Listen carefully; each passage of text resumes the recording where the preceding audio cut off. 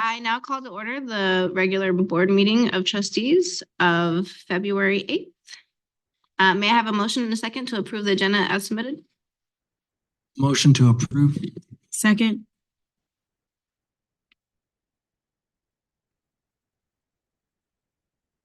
May I have a roll call vote? All in favor? Aye. All opposed? Okay, we will now recess to close session. To discuss public employee performance and evaluation of the superintendent, public employee discipline, release and dismissal, conference with real property negotiators, student discipline case number 22-2302S, and liability claims, government code section 5456.95. And we will return at approximately 6 o'clock. Is there anybody to speak to these items? No virtual comment. Okay, seeing none, we will now recess to closed session and return at approximately 6 o'clock.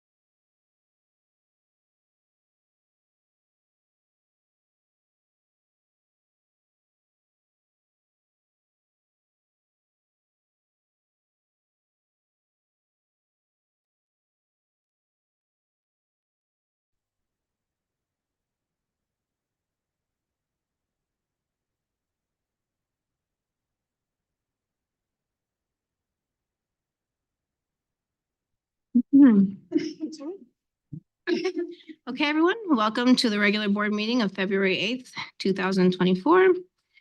In celebration of Black History Month, I'd like to open tonight's meeting with a quote from Alice Walker, who said, "The most common way people give up their power is by thinking that they don't have any." And so in the same breath, I'd like to extend a warm welcome and my deepest appreciation to every single one of you who took the time out of your night to attend this meeting, whether it's to get informed, to stay informed, or to advocate on behalf of our teachers, our district, and most importantly, our children. And so again, welcome and thank you on behalf of the board. There are many opportunities for the public to address the board, public hearings, public comment, or during a specific agenda item. If you wish to speak to the board, please complete a request to speak card at the front and provide it to the recording secretary. If you're joining the meeting on Zoom, please select the raise your hand feature in order to have your name called when the agenda item is reached. In-person speakers, you will be called first to the podium, followed by Zoom attendees. When it is your turn to speak, you will have 3 minutes to speak. The Brown Act governs meetings of governmental bodies in California. Your comments to the board must be specific to the agenda items you are addressing. If there is no specific item, you are welcome to present comments during public comment.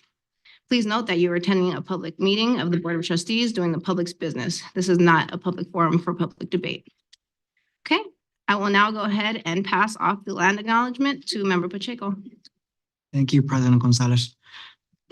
We acknowledge that the Oak Grove School District and our schools occupy the unceded territory of the Muwekma Nation, the sovereign nation and original people of skies, land, and waters where we work and learn. The Muwekma people are the stewards of these land and of the people and of the teaching and learnings that come from and respond to the needs of the land and people who share. May our daily lives and work, research, teaching, community engagement support the evolving vision of the Muwekma for their community and these lands. Thank you. Thank you so much, Member Pacheco. Superintendent Monzo, will you please lead us in the Pledge of Allegiance? If you can join me in Pledge of Allegiance. Salute pledge. I pledge allegiance to the flag of the United States of America and to the republic for which it stands, one nation, under God, indivisible, with liberty and justice for all.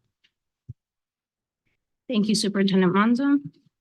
Can you now provide us with the superintendent report? Thank you, President Gonzalez. First of all, welcome. Thank you for being here this evening. I want to start with, the last couple of weeks have been certainly a challenge with all the weather challenges that we've experienced in our county, in our city, and also within our school district as well. The heavy storm that we had this last week created certainly challenges particularly for one of our schools, Baldwin Elementary School, where we had a power loss for 3 days. And so this was, of course, a challenging situation for not just our students, our staff, but also, of course, our parents as well. We originally anticipated power outage for 2 days with a restoration of power for Tuesday. Unfortunately, that got extended to an additional day that created additional challenges as well. It's incredible that our teachers and our staff really came together and did just an incredible job of supporting each other through this PG&E outage and challenges that created. It's never our intent or interest to create dynamics that are less than ideal for our students. We also recognize that our schools are really a hub for our families, particularly so many of our families that have to work every day. And our schools represent a place where students can be safe and supervised. And certainly that was our intent and interest, to be able to provide that for our community. That doesn't come with also, of course, other challenges that we have to navigate as well. But again, I just want to thank everybody from our teachers, particularly our parents, who also stepped up and provided support to our school with lanterns and other lighting equipment that helped with the dynamics at Baldwin. Certainly learned different things related to response for situations like this. Unfortunately, I hope that this doesn't become a norm. We seem to be having more severe circumstances with weather, whether it's heat or whether in this case is some of these storms that we've experienced. But this was the first time that power outage like this went beyond a day for our school district. And again, just acknowledging everybody for that collective effort to help us through that challenging time. Power was restored about 1:40 in the morning this morning, and school was back with lights and heat. We had a couple of challenge areas that our staff were continuing to mitigate in a couple of classrooms as well. Also want to recognize that this month, February, is Black History Month. And this is a time where our schools and our classrooms also take special interest in celebrating the accomplishments of our African American leaders and contributors to our society, not just here, but across our world, and the very many ways that African American ancestry that have contributed to the success of this nation, many other areas of our society and our world.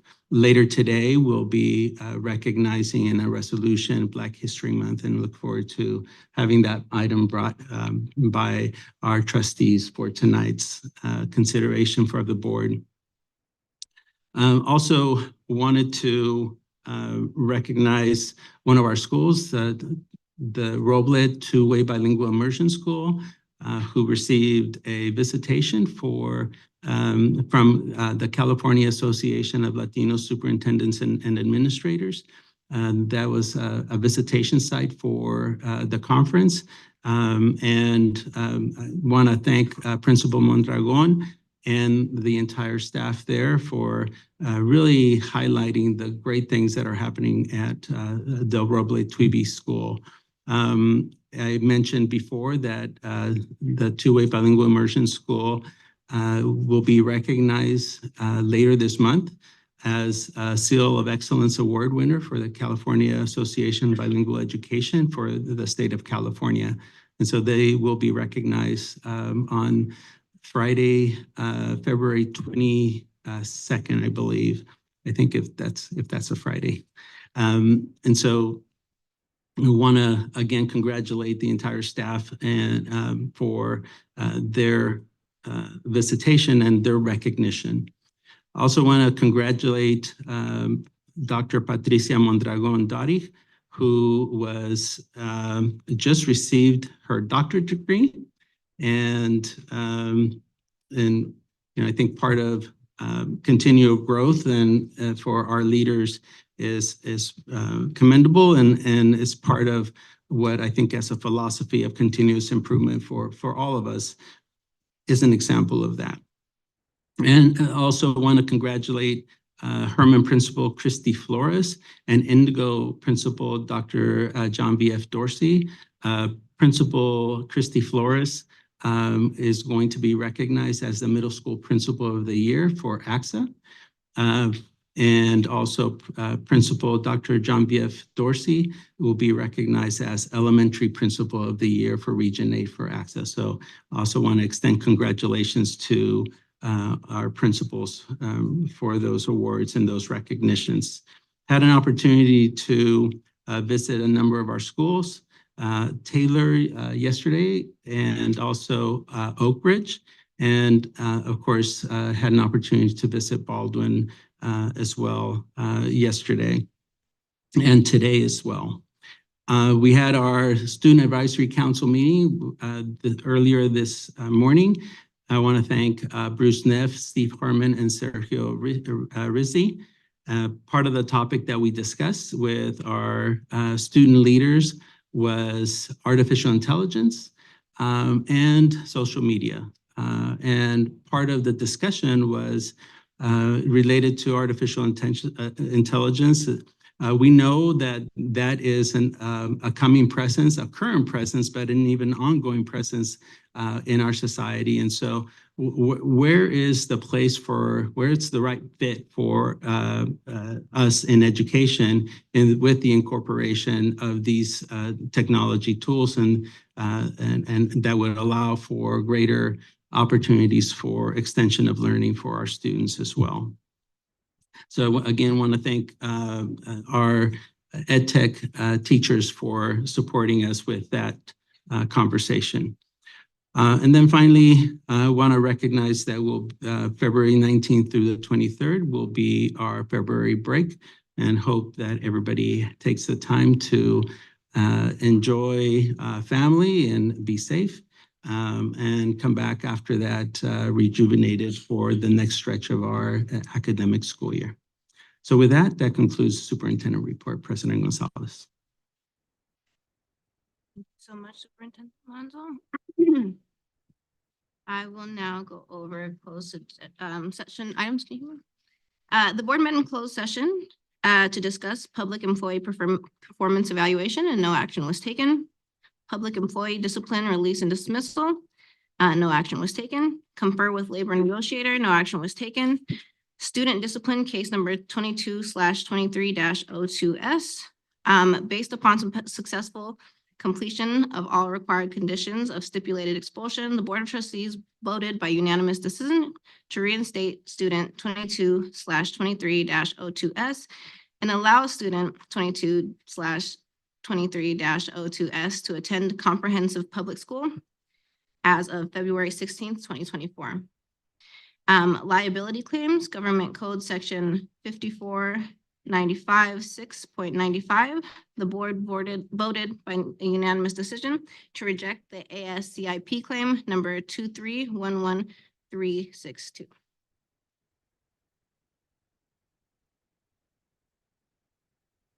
Okay, with that, we will go ahead and move into public comment. This is an opportunity for individuals to address the board on any school-related issue, which is not a part of this evening's agenda. At this time, seeing the amount of public comment we have, we are going to move the time to 2 minutes each. I like to speak for the board to say that all of your comments are very important, and we want to make sure that we can get through every single one of yours tonight. So if you can please stick to the time of 2 minutes. And with that, we will go ahead and begin public comment with Julie Cordy.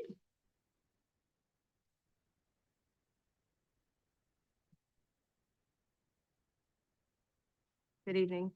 Can you guys hear me okay? All right, cool.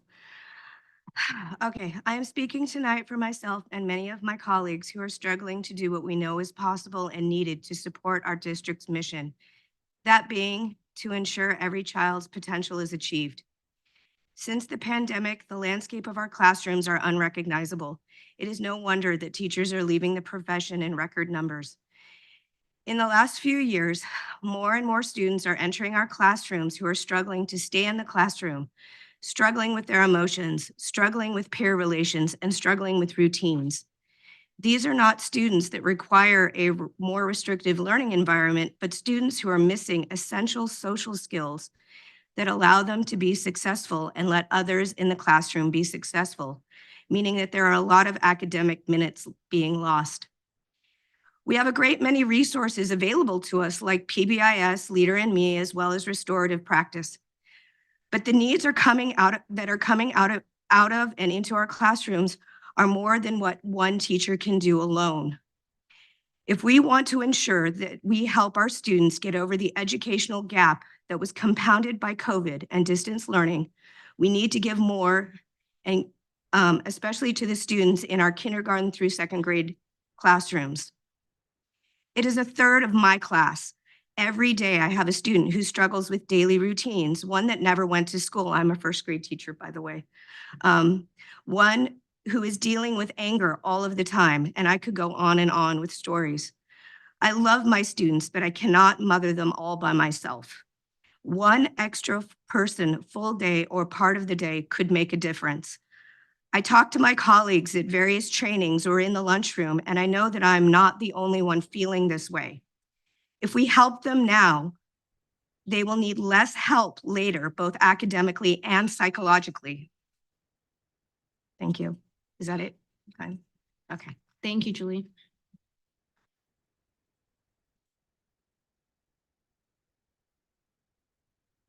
Okay. Next up, we have Heather Paulini. It's just my support. I'm the only one speaking. That's why there's two names. Thank you for clarifying. So just a quick introduction. My name is Heather Paulini. I'm one of the social work interns here at in Oak Grove School District. And this is Heather Ramos, who's also one of the social work interns. And we're here to support all of the social work interns and talk about that. So I have a little thing to read from all of us. Board of Directors, as we look at planning for the 24-25 academic year, we ask that you fully understand the scope of mental health needs in this district. As interns, we have been able to work within school systems to provide direct and indirect services to the community. The vital role that school social workers play enhances the work happening within our schools. Our profession and training supports the students in the district, the families, the teachers, and administrators. We have been able to see the growing need for mental health in our school sites. Most importantly, the need for systemic change. We ask the Board of Directors and executive team to consider the systemic change that needs to happen and hire a PPSC, Director of Educational Services. We feel the position will need to be filled with a person that understands mental wellness in order to support the needs of this community. Our students, teachers, parents, staff, and administrators. We are asking to prioritize wellness so that students can thrive and all students are supported to meet their full potential. Mental health and wellness will boost engagement and learning in the classroom, increase student attendance, and overall funding. We cannot afford to lose any more teachers. We cannot exhaust the systems anymore.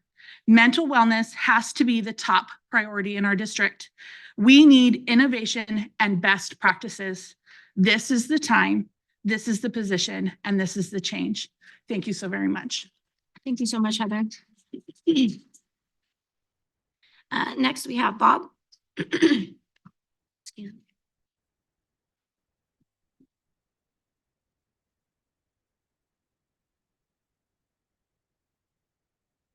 Good evening, Board. I'm here to talk to you tonight about the situation at Baldwin Elementary School over the last couple of days. Nobody thinks that the situation is the school district's fault. Obviously, the fault lies squarely on PG&E, and it's their job to keep the power on. But what we do have power or control over in this school district is how we respond to these crises when they do happen, and inevitably they will happen again. We need our safety committee to come up with clear, concise protocols that are going to deal with situations like this in the future so that our teachers and students and families are not left wondering what's going to happen. We need a much better system designed and developed so that going forward, we can handle these crises appropriately with appropriate communication to staff, students, and most importantly, families. Everybody, the whole system needs to be rewritten and redone so that the next time this kind of a thing happens, we are better prepared for it. So that's the number one thing. The other thing I'd like to say is just about teachers in Oak Grove in general. Teachers are incredibly hardworking individuals. They are dedicated.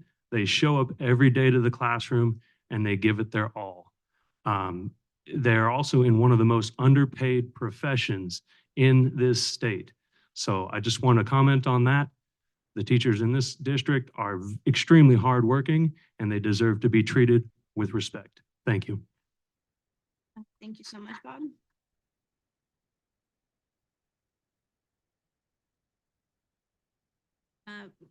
Sam?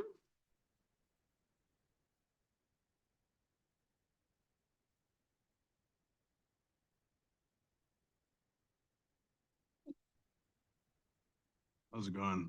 My name's Sam. I have kids in the Anderson School and the Oak Grove School District. I'm a registered voter and we know who's up for re-election for the district. I'm here to speak about what's happening at Anderson School. Under the supervision of Miss March, What has happened is inexcusable.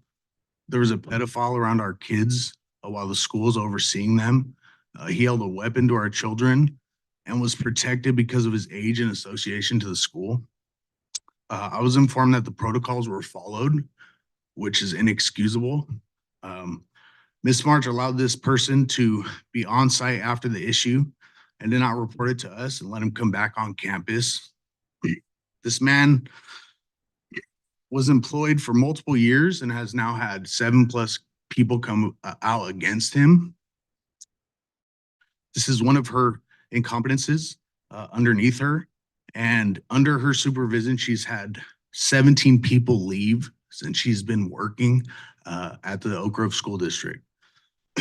Until she's investigated, I'm opting out of state testing, as well as most of us here.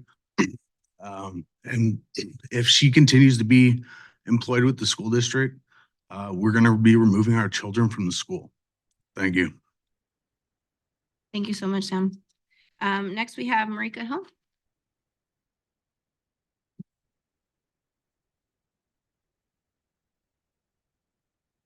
I'm gonna try to keep this to 2 minutes so I don't yell off the microphone. Okay. So Ms. March failed her duty as a human being, as an educator, as a public servant, and more specifically as a mandated reporter in failing to report to authorities and CPS about the weapon on campus and inappropriate touching and molestation of students. Ms. March stated that she banned the yard duty from campus for up to 2 weeks pending her own internal investigation, and still the predator was on campus every day for 2 days until parents contacted authorities themselves. She lied to parents stating that he was never present on campus, yet again directly putting children in harm's way mentally and physically if they were to approach school and see him. Video footage, screenshots, and emails have been compiled as evidence against Ms. March, proving all allegations are in fact true. There is no spreading of misinformation. By educators backing Ms. March, they are blatantly stating our children are lying and portraying a false narrative as if the events have never happened. There are 3 open investigations with SJPD, one being on Ms. March for failure to mandate report, case number 240180576. Will the board go against their policies on not placing Ms. March on leave pending an open investigation? That's what I'm asking. I want to know why out of 20 educators, 17 have transferred or removed themselves from Alex Anderson when Ms. March has been principal. I'm demanding a follow-up on all educators on their sole reason for leaving Alex Anderson. How many grievances have been filed in Ms. March from staff? How many formal district complaints have been filed against Ms. March from families? And what is the total combined number of complaints from both staff and families in the years that Ms. March has been principal? How many families have requested a transfer from the school since she's became principal? And what is the exact number? Thousands of dollars the school has lost in funding from these children who have transferred from these schools. Why, as a parent, am I standing here demanding this? Why am I advocating more for our youth, for my child, for her 7-year-old friends, more than a district, more than the board, more than a principal, and more than the teachers? Do something. Remove Ms. March from school, from principal of Alex Anderson. And I also am demanding that she be investigated. Something needs to be done, and you guys need to do something about it. Thank you so much, Ms. Hill. Next, we have Isaiah Hill. So again, like my wife was saying, my daughter has been retaliated against by Mrs. March and by staff at Alex Anderson. Jose, what are you gonna do as a man, as you sit here man to man, knowing that these kids were sexually assaulted? These kids were intimidated. These kids, every kid at that school was in harm. They could have been stabbed. They could have been killed. This has been going on for over 3 years. There's so many reports that have been filed on Mrs. March and on Mr. Larry, and you guys still have not done nothing. You guys have allowed these kids to be harmed. What is it gonna take? Is it gonna take for a parent just to have enough, go over to the school and do something about it? Are you guys gonna stand up? Who are we protecting? The children or the principal or our jobs, ourselves? Put your guys' selves in our shoes. If your children were going through what we were going through, would you be upset? Would you be mad? Would you have called the police? Would you have done something about it? We are standing here today, all of us, and we will not stand for what's going on in that school. We will not stand for Mrs. March and everything that has happened to those kids. If you guys do not do something about it, and you guys sit there and allow her and every single person that has harmed these kids continue, Mr. Larry was there for 3 days and nothing happened. I watched him open up the gates for children after he has sexually assaulted these little girls and boys, and you guys still have done nothing. You called the police on me for passing out flyers to parents, letting them know what is happening to their children. Shame on you. Shame on all of you, especially Mrs. March, for leaving the next day knowing what happened to those kids. She left. It didn't do nothing. After we called her and let her know that there was a knife to a little girl's face and that the girl was being sexually assaulted, she left instead of being a principal and protecting those children. Shame on all of you that have not done nothing yet. I'm so furious. You do not understand what we are going through at nighttime. My daughter is scared to go to school because of Mr. Larry and Mrs. March. And how dare her go to her classroom and roll her eyes? How dare a teacher tell my daughter to keep Mr. her Hill? ass over here? Mr. Hill, I appreciate your words. Thank you so much. Do something about it, Superintendent. Next up, we have Jessica Martinez.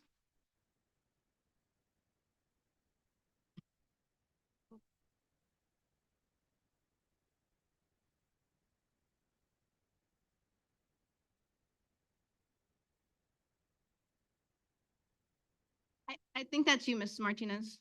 She's requesting cancellation.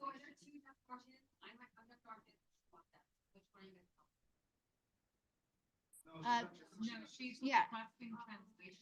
I believe you turned in your form after Isaiah, correct? It's okay. It's all in order. You're fine. So my name is Jessica Martinez. I am a community member as well as my granddaughter goes to Alex Anderson. My daughter is Marika Hill. My son-in-law is Isaiah Hill. I do want to share with you, the National Children's Alliance says here that more than 600,000 children are abused in the US each year. Okay. So these victims, children are victims of abuse and neglect in 2021. Those are statistics from 2021. We know that rape and molestations happen every day, usually with people that we know. It is the job of everybody, teachers, parents, community members, everybody to protect children. That is our goal. This is where the anger comes from. It's personal when it comes to children because they have no voice. They need protection. You sitting here today have the authority to have Mrs. March investigated for her delayed response as a mandated reporter by the state of California to inform authorities of what's taking place in her school. She did not do that in a timely manner. My daughter and my son-in-law had to call the police themselves. They had to make sure these children were protected. So this needs to be investigated. She does need to be investigated. Thank you so much. Next we have Emilia Pena.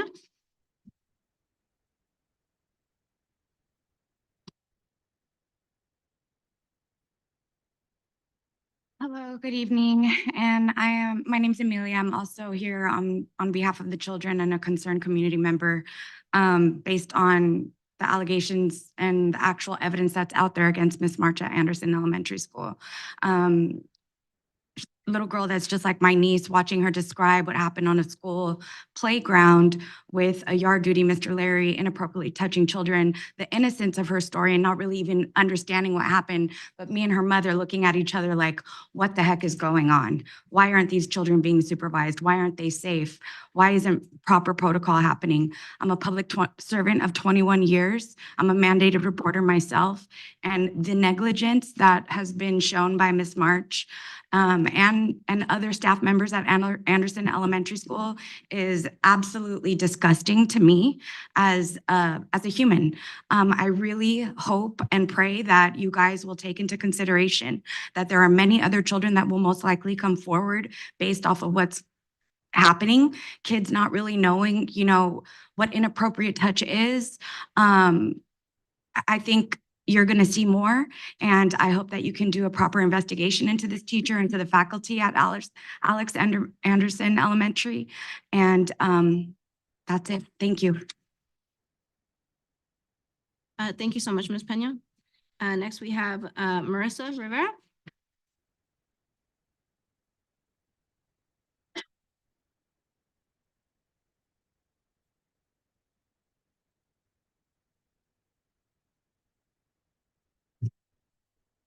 Hello.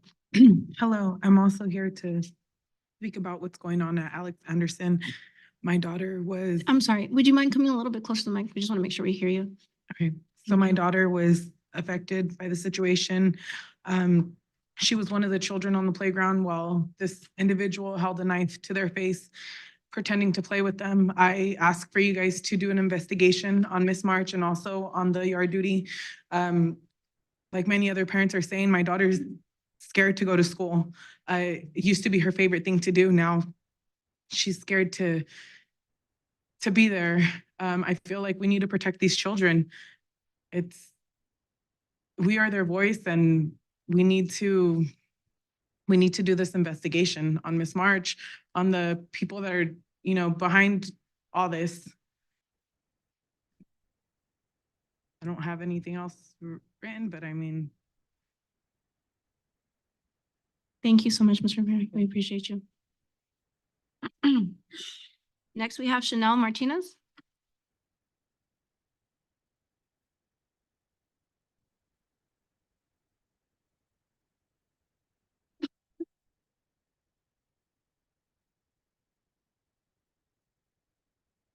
Hi. I'm demanding an investigation to be held on Ms. March and her removal as the principal for failing to be a role as a principal of protecting the children.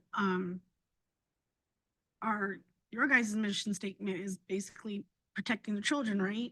I mean, how is that protecting children by letting all this happen and not doing proper protocol and calling the rightful authorities when things like this happen? I mean, kids should be able to freely go to school happy, want to go to school. But when you have cases like this, kids don't want to go to school. They're not happy. As a parent, I mean, it's pretty disgusting. I have kids myself. My kids are on Anderson, but if this happened in their school, I'd be furious. I mean, any parent would. So touching your, yeah, I just think something has to be done. Kids' safety should be above priority of everything else before anything. It's safety of the kids should be happy to come to school. Kids should be protected by all means. That's our job as adults, as parents, as human being. These kids should be protected and shouldn't have to be going through stuff like this. And when these things happen, things should be taken care of right away, swiftly and properly. Yeah, I don't know. Thank you so much, Ms. Martinez. Next, we have Antoine Bond.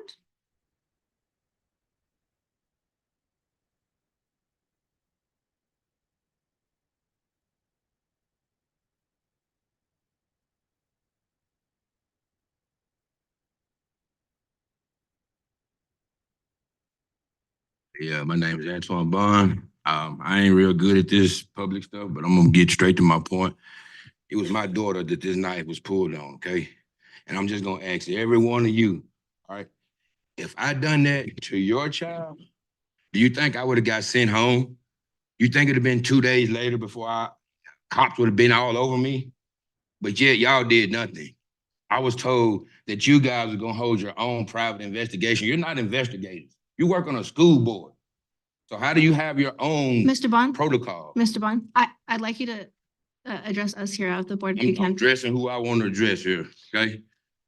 Y'all wonder why things like people like me do things, because you guys don't do nothing, okay?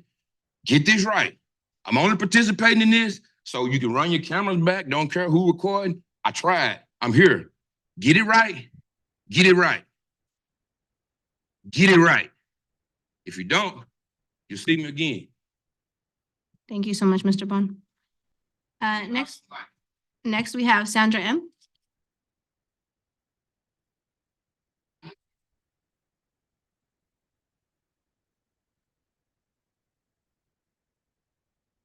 Hello, good evening. My name is Sandra.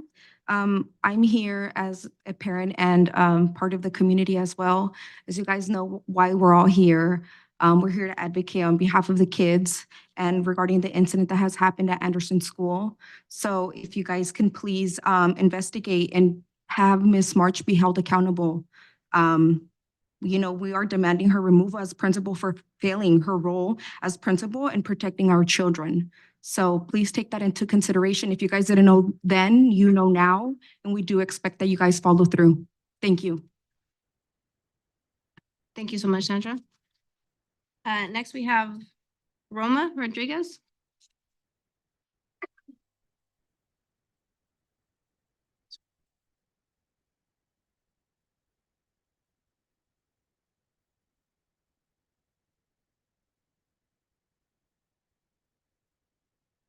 Hi, my name is Roma. My children do not attend this school district, but I am here to support these children that were affected by this incident at Alex Anderson School. I recently had an incident with one of my son's teacher as well, and the principal did not follow protocol until I reached out to the district. So I sympathize with the parents and students affected by this situation. I am demanding an investigation be held on Ms. March. We are demanding her removal as principal for failing her role as a principal in protecting these students. We are demanding to know why Ms. March hasn't been placed on leave despite there being an open investigation on her with San Jose Police Department for failing to mandate report. Like I said, my children do not attend this school, but I'm pretty sure these children do not feel safe in this school. And I would not feel safe as a parent bringing my children to school knowing a principal can lie to parents saying the yard duty in question was banned for 2 weeks, only to be on campus every day for 2 days since the allegations were reported. We are demanding to know why 17 educators have transferred out of Alex Anderson, and we are demanding to know how many grievances were filed on behalf of staff and families on Ms. March and what was the follow-up that was done. How many families have left Alex Anderson School since Ms. March has been principal, and what are the numbers? How many more parents have to raise concerns over Ms. March for there to be something done? Why is she being protected when the community is demanding her removal? Thank you. Thank you, Roma. Next we have Alfonso Avalos.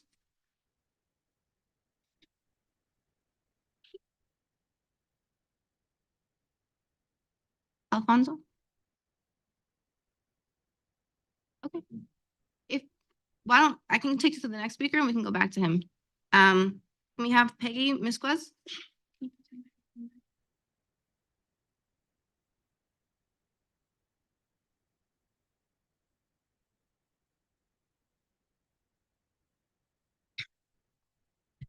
Hi, my name is Peggy Misquez, and I'm a parent, not from this district, but from a different district, and I'm also a district employee from a different district. I'm here to speak about the horrible incidents that are happening at Alex Anderson. Why was this district employee think it was okay to bring a weapon on school grounds?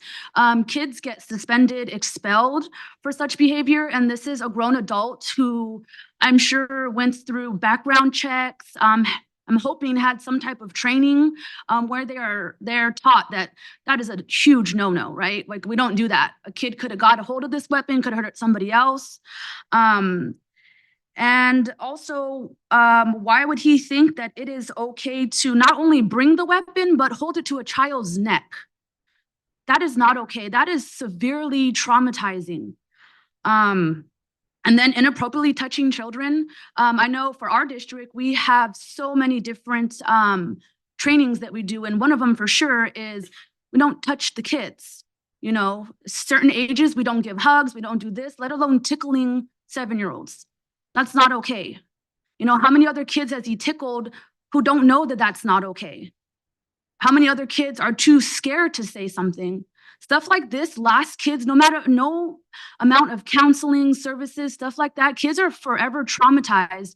And it is honestly disgusting to think that us as adults and district employees who've sworn to protect these kids are sweeping it under the rug. How many other incidents have been swept under the rug for parents who don't have a voice or who are not brave enough, who don't know the right steps to come up here and address their issues? How many other things have been going on that are just being swept under the rug? It's not okay.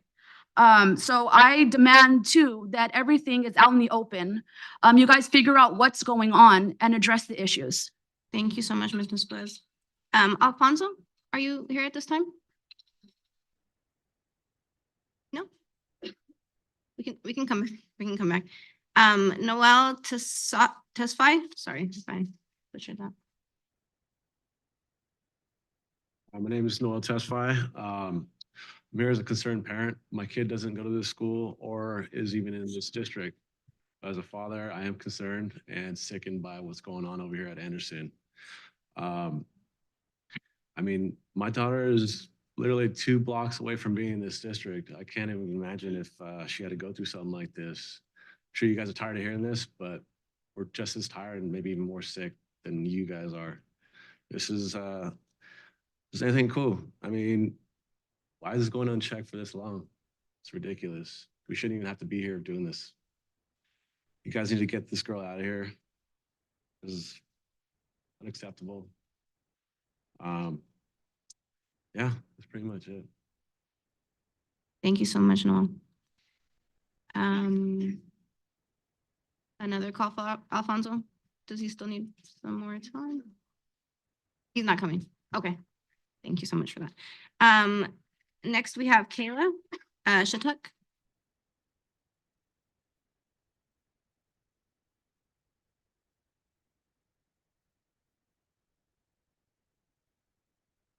Hello, my name is Kayla Shattuck. I am a member of the community and my son will be entering Alex Anderson in the next coming school year.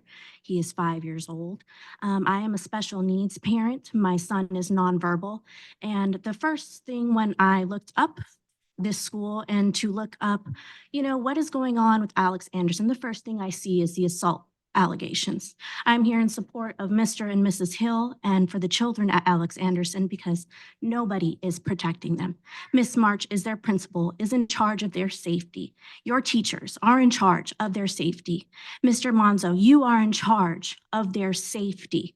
These parents have acted with nothing but grace and respect given the situation that their children have been subjected to.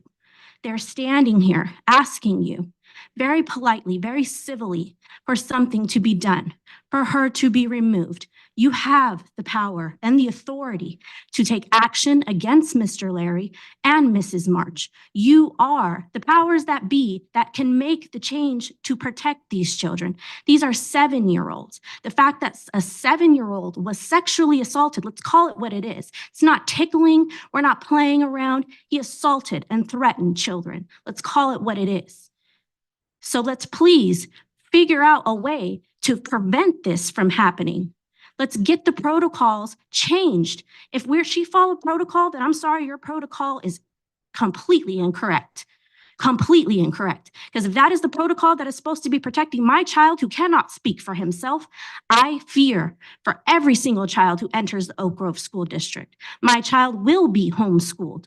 I am confirmed in my decision, and I will not waver just because of the laws and the requests that you have made of our children. I am making a request of every single one of you. Something needs to be done. Miss March will not be a principal if it was up to me. Please, please protect these students and so much, support Kayla. these parents. Thank you. Thank so you. much. Next we have Sergio.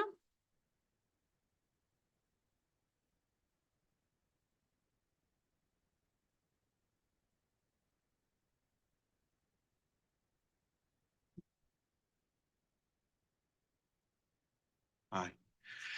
Yeah, I'm here in support. You guys say that you guys are here to make sure the kids are safe at school. I go to work, I drop off my kid at school, and to hear these things that these teachers are doing, and you guys are allowing it, the principal's allowing it. When did she become a detective? How does she go and do her own investigation? That's not right. I drop my kid off. I hope she's safe. I go to work good-minded, come home, and then I hear this stuff. It's bad. And something has to be done, you know? Thank you. Thank you so much, Sergio. Next we have Cynthia Magare. Magare. Magare.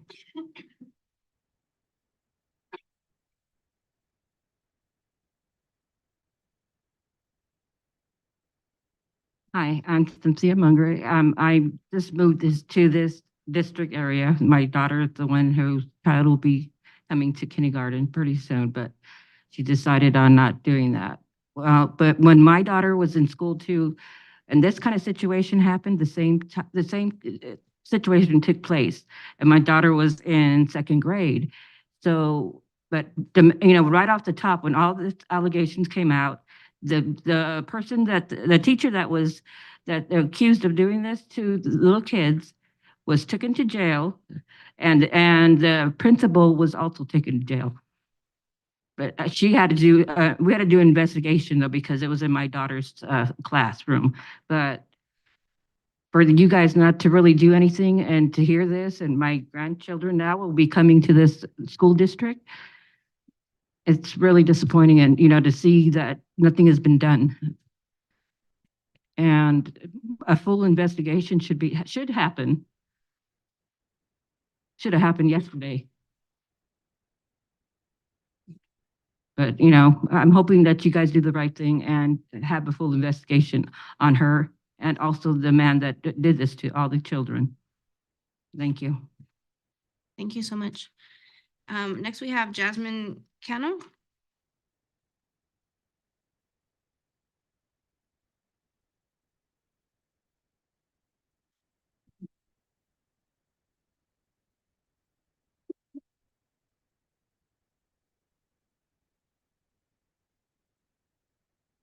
Okay, can you hear me?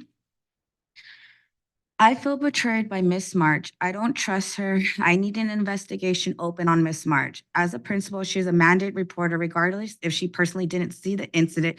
It is her job to report it to the police for them to conduct an investigation.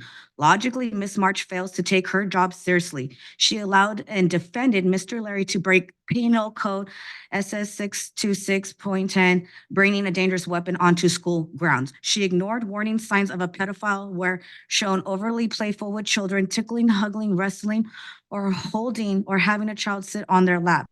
I personally had problems with Miss March not taking my daughter's bullying situation seriously, that my daughter ran off campus because she was so scared. The old secretary, Miss Georgia, is luckily she retired or she would have been dragged in this. Her and Mr. Larry changed the story and said my daughter only took a few steps out of the gate area when I had a parent confirmed they seen my daughter across the street. She's in kindergarten. Why is this not being taken seriously? Miss March is letting these kids be in danger. She's not doing anything. I tried to work with her and she laughs in my face. She tried to take me being a chaperone, me protecting the kids. She tried to take that away because I voiced my concern about her neglecting her right as a principal to protect our kids. And she tried to punish me for speaking up. If you keep her in here, that's what she's gonna do. Punish all of us for doing the right thing. She's punishing the children already. Doing the intimidation. I know these kids are not lying because she did it to me. And we don't deserve this. The kids don't deserve this. We need better. We need you. You guys could be our superheroes. You guys could sleep good at night. Right now, I know you guys are not sleeping good at night. And we aren't either. We will all feel a lot safer once Miss March is removed. She needs an investigation open and removed. And Mr. Larry, do better, please. Thank you so much. Next we have Jaden Bella.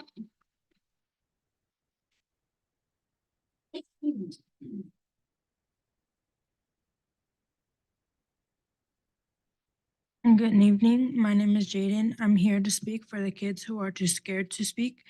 Please do your job and protect innocent children. Please fire Ms. March for failing to report a pedophile. And school is supposed to be a safe place for kids. Thank you. Thank you so much. Next we have Angelina Garcia. Good evening. I'm Angelina Garcia and I'm here to speak what's happening at Anderson. Angelina, I'm so sorry. Do you mind waiting a second while we get to? We just want to make sure we can hear you. Yes.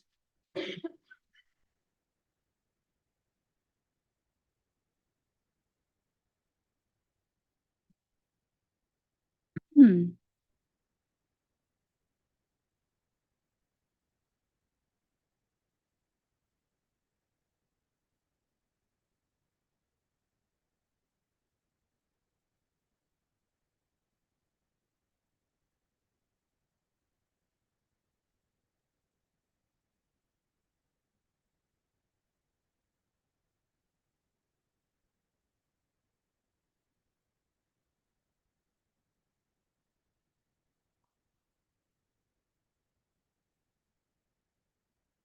I'll go ahead and start the timer. Go ahead, Angelina.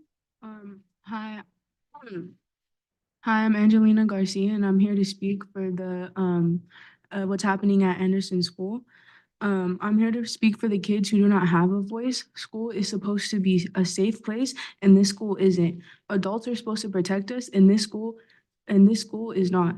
Please do your job and protect the kids from predators. Please fire Ms. March for not protecting the kids.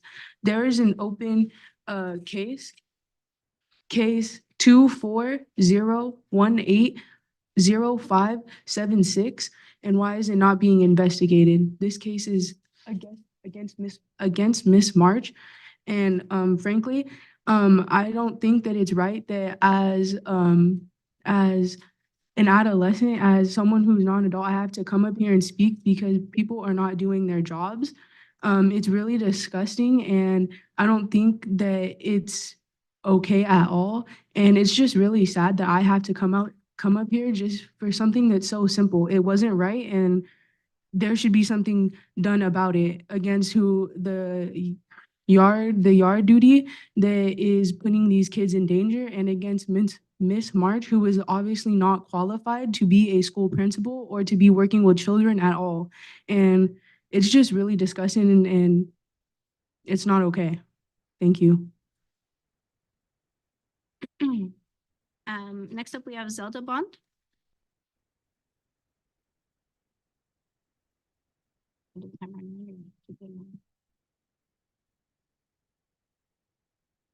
I don't know how many people on this board have children, but this is very personal for me.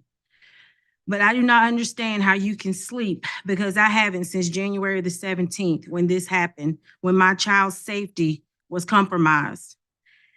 As a mandate reporter, if someone comes to you with an issue of a staff on school property with a weapon, a knife that was used, whether it's a rumor, you are mandated to report this concern.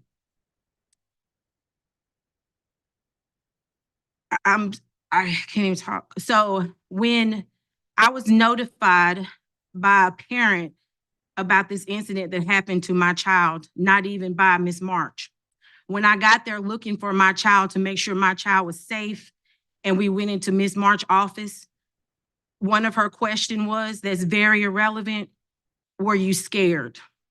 What difference does it make? You have somebody on campus with a knife. Are you scared? If I had brought a knife in her office, would she have been scared? So I have a 7-year-old that weighs less than 60 pounds with a grown man standing over her with a knife to her face. Are you scared? That was her question. Y'all have a job to do to make sure that our kids are safe. And that was broken. The trust is broken. Ms. Marsh needs to be removed, and whoever's protecting her, whoever rules or guidance that she was following, that it was okay not to report this, also needs to be removed. You guys have a job to do to protect our kids. I don't feel my child is safe at this school. I'm so angry right now. I'm shaking because I don't see how you guys are so calm about it. I don't see even on the day that I had to call the police to have a real investigation to start on the 19th, how casual everybody was talking as if it was okay for Mr. Larry to be back on campus, sitting on a bench after supposedly maybe miscommunicated that he was not supposed to be on property. Miss March was not even on property, but Mr. Larry was on property on the 18th, 19th, until we got him removed off campus. This is totally unacceptable. It's disgusting. And I'm glad that my child is not a statistic, as my husband said, that we're not coming here complaining while we have balloons and teddy bears sitting up beside a fence, because she could have been, and other kids could have actually been stabbed to death. Thank you, Ms. Bond.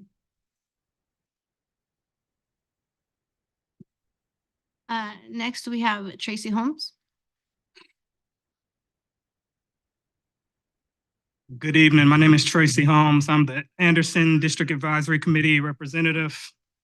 Listen to the pain, listen to the grief, let it sink in. And let's ask ourselves, how do we communicate? How do we move forward in the midst of grief, crisis, and confusion? Do we stay silent until it passes? Do we dig deeper in our trench of whatever side we're on?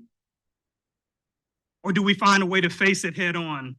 In communication, you usually have two sides. Here we have parents and we have administrators, teachers, and leaders. When communication breaks down, oftentimes there's a misunderstanding or some deep grievance or pain that needs to be addressed. And if that conversation can be approached in good faith, then there's a chance. But if it can't be approached in good faith, there's no chance. For parents, we could say of parents, why are they being unreasonable? Why do they not trust us and trust that we have the best interest of the kids at heart? To that, I would say I've spoken and heard from dozens of families, and I believe them to be reasonable and have valid concerns. We could say of the leaders and administrators, they care more about their own well-being than they do of the students. To that, I would say I've worked with the district and the leaders for a few years now, and I sense that there is a deep sense of caring, but I do have appreciation for the people that dedicated their careers to serving our children, even if we acknowledge things can be improved and we can do better. So the assumption coming in is that parents and administrators are people of goodwill and of good faith, both having the same top priority of student safety. Not everyone may share these assumptions, which is fine, but I'll submit to you that if we do not assume goodwill, or we ourselves do not embody the ideals of approaching a conversation of good faith, then the journey ahead will be that much more difficult. So you may ask, how do we move forward? What are the next steps? My pastor right now has been teaching from the book of Ecclesiastes chapter 4 and verse 12 that says, a person standing alone can be attacked and defeated, but two can stand back to back and conquer. Three are even better, for a triple braided cord is not easily broken. This passage is often used during weddings to talking about the strength of a husband and wife when they're united by God. Students and parents and administrators have to be one and not feel like combatants. Parents and administrators must be united as it concerns the safety and educational development of our children. I'm calling for a series of discussions, and let's not be afraid to have discussions in the midst of litigation and legal ongoing battles. But let's have discussions at the local school site level. Let's have discussions at the district level, and let's have discussions at the board level. Let's not be afraid to engage with our parents. Mr. Holmes. Where parents can learn from administrators can learn from parents. I'm not here to suggest that it will be easy, but I'm here to say that if we stay united, communicate well without fear of reprisal, and show others that we care, we hear, and we can empathize, we can get there together as partners. Thank you. Thank you so much, Mr. Holmes.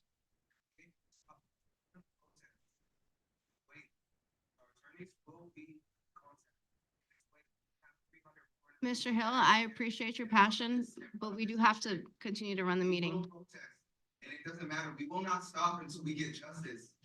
So until May I have justice Brian comes out, Croy? We won't do it. We will not stop.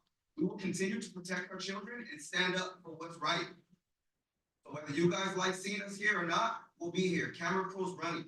Channel 2, Channel 7, Telemundo, whatever it takes. You're here, Mr. Hill. My name is Brian Croy. I have to question some general statements I've heard recently as quotes from our superintendent, Mr. Muzo. I'm sorry, I butcher your name every time I say it. I'm sorry. Our superintendent, reporting to, okay, in terms of mandatory mandated reporting as defined by him and as he understands it at the school district. It was told to me that threats that are not witnessed need not be reported to law enforcement, but will be investigated on an in-house Oak Grove School District basis. Only threats that are witnessed by an Oak Grove School District personnel will be turned over to law enforcement. My question is, where are these policies and protocols written so I can read these things? What qualifications do the investigators possess, these Oak Grove School District investigators? All these parents are looking for is a school board to correct this situation. However, it's obvious to me that the school board is covering for Ms. March. There's a problem there. Penal Code 62610A1 and 2.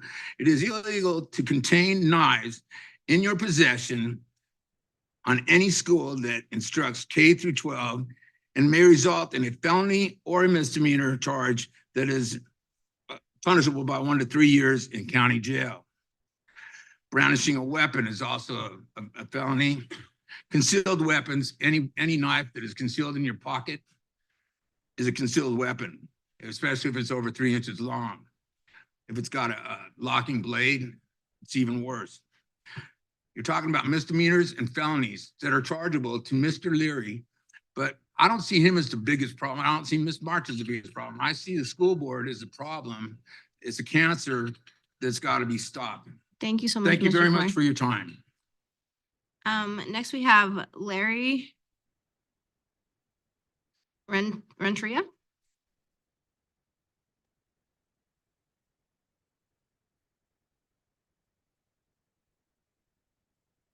Hello, can you hear me? Yes. Yeah, hi, I'm speaking, my kids go to Alex Anderson. There was another incident that happened around, that I was aware of in October. That was, told to me about a kid being a bully and I found out their parents and, their kid was threatened by a kid that he was threatened by a knife.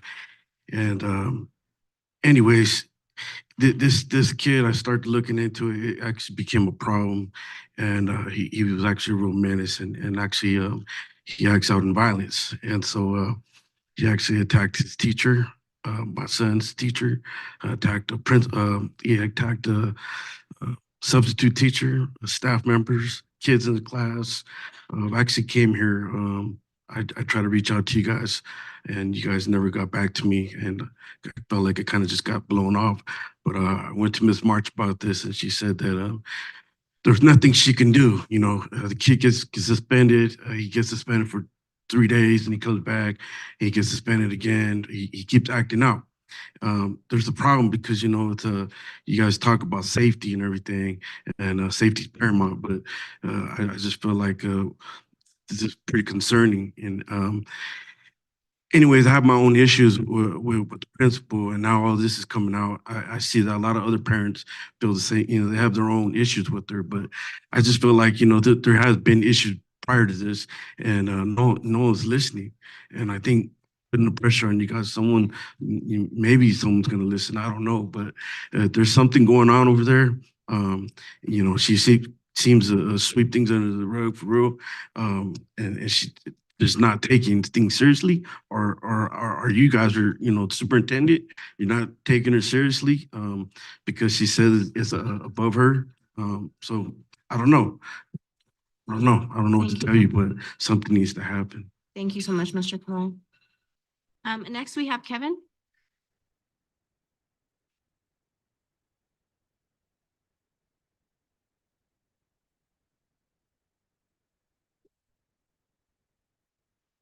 Good evening. My name is Kevin Garcia, and my children currently attend Anderson Elementary, Burnell Middle, and Oak Grove High. I've had past issues with Miss March searching my child's backpack and searching my child's phone without my wife and I's consent.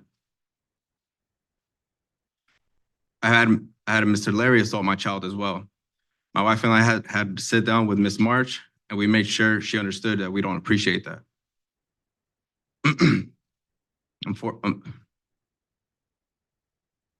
Fortunately, we never had issues with her again. But unfortunately, I was unaware of how many more children have been egregiously assaulted and molested. It was disturbing to hear other parents' issues. I regret never taking this to the district level and to the police department. But I'm grateful that us parents are now here to speak up and demand Ms. March's removal as a principal. Demand to know why she hasn't been placed on leave. Demand to know why 17 educators have transferred out of Alex Anderson. To demand to know why she is being protected while the community is demanding her removal. I also demand to set some stringent protocols to protect our children and our community in the future. Thank you. Thank you so much, Mr. Garcia.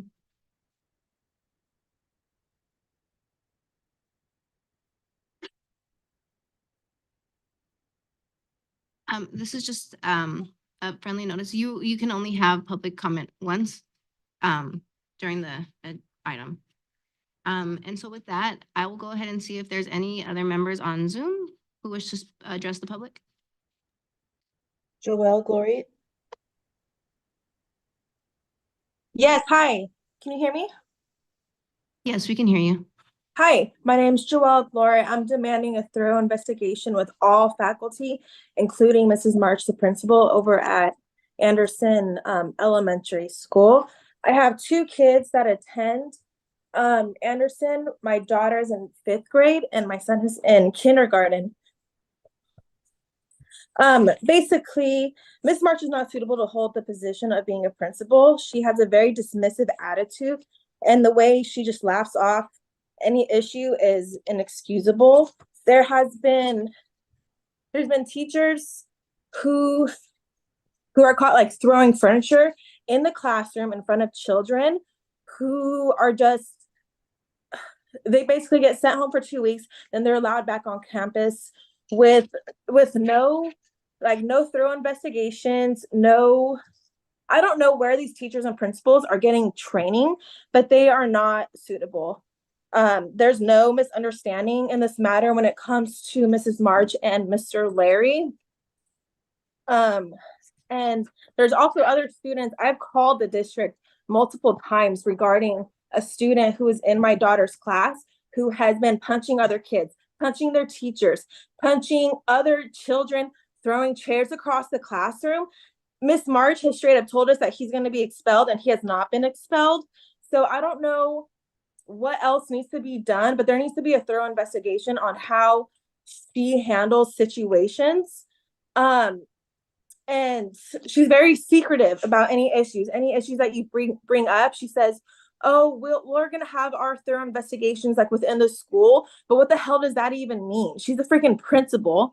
So there needs to be some sort of accountability held, and she needs to have a thorough investigation on her position. Thank you so much, Joelle. It looks like we do have another in-person comment. Mirna Farias? You need a translation? So your time will be doubled. Give us just a moment to set that up for you, okay?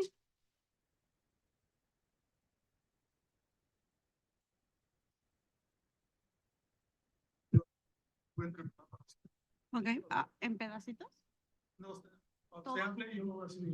Ok.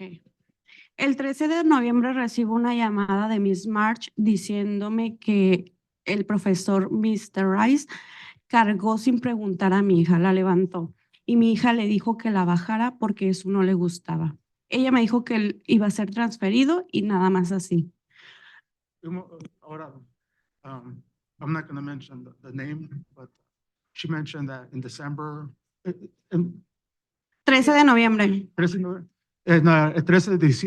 now I'm saying in Spanish. On December 13th, she was notified that her child's teacher was being looked into for, I believe she has it written. Él levantó sin pedir permiso. I believe she has it written, so it might be easier to let her read from the script and then we can translate it in English. Okay. On November 13th, she received a phone call from Ms. March saying that the teacher picked up her daughter, and the daughter told the teacher to put her down. The teacher then was transferred for this incident. My daughter was also interviewed by the principal for the actions of the teacher. Luego, ¿qué hacer? El 14 de noviembre. El 14 de noviembre pedimos permiso en el trabajo, nos reunimos con ella y le pedimos, mi hija me dijo que escribió una carta, Miss March escribió una carta, le hizo una entrevista y yo pedí esa carta. On the 14th of November, we had a meeting with the principal. We asked the principal if I could have the written statement from the interview that she did with my daughter. El caso se investigó internamente. Miss March nunca investigó, Miss March entrevistó a mi hija y a 4 niñas más. Miss March no avisó a las mamás de las demás niñas. During the investigation, the internal investigation, Ms. March then she then advised the other parents regarding the incident. When they went outside, cuando salimos, ¿qué leer ahí? Cuando salimos, fuimos a la policía. La policía nos dijo que viniéramos aquí al distrito. Cuando vine al distrito, una secretaria me recibió de nombre Edilma Jiménez. Me dijo que le dejara una carta. Yo le dejé copias de esto y que me llamaría. After that meeting with Ms. March, we went to the police to report this. The police then said that is an internal investigation and that she should go to the district office.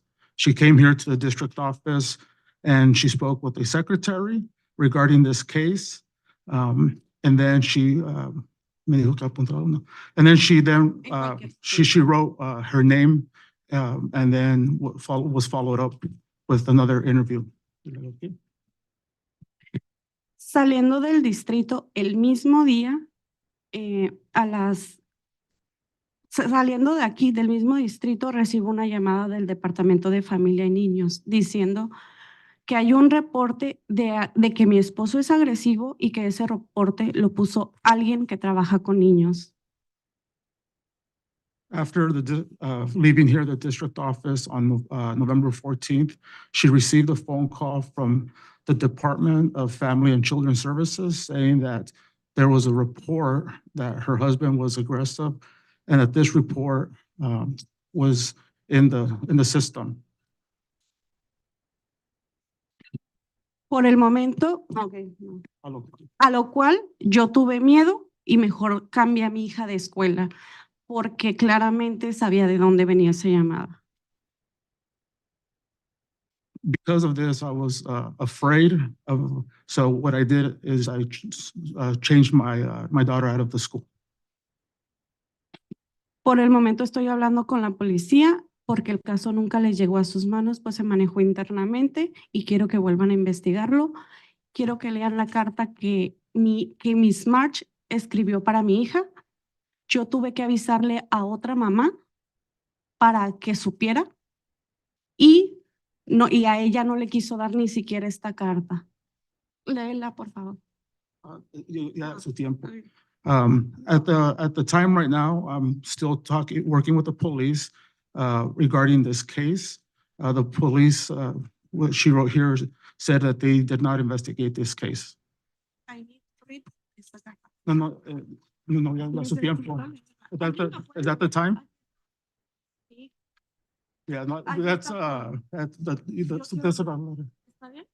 Aquí está todo.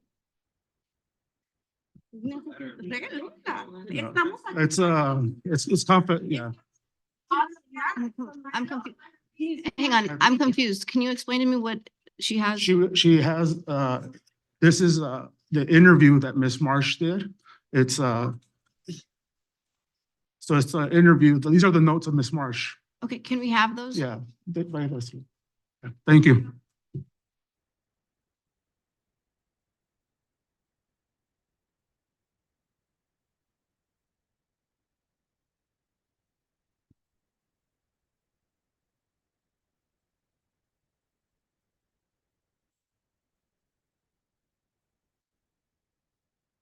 You guys gave us 2 minutes, but on paper it says we get 3 minutes to speak. So you guys cut us a minute. And you guys don't have it right here. It says you guys, He can get up there and talk about the weather. Hell, we know what's going on. We don't need that for 20 minutes. 20 minutes of lights being off. You guys don't I'm even- just gonna say this because this is directly from a teacher that is actually employed at Alex Anderson right now. They do not want to be named, but they are a teacher in Alex Anderson employed by your district right now. This is specifically what this person has said to me. The repeated pattern of behavior of Ms. March regularly does not follow rules, guidelines, and laws. This is dangerous to have leading a school site. 17 teachers have had to leave the school site due to her abuse to them, not following rules, guidelines, and procedures.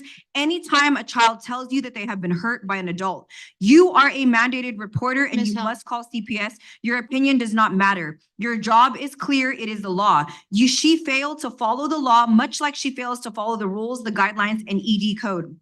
The teachers cannot stand up because the teachers themselves are being abused. This is from a teacher in Alex Anderson right now. That is why all are leaving. The repeated pattern of behavior is Miss March does not follow rules and guidelines. Therefore, staff and students are not safe. A teacher is saying this.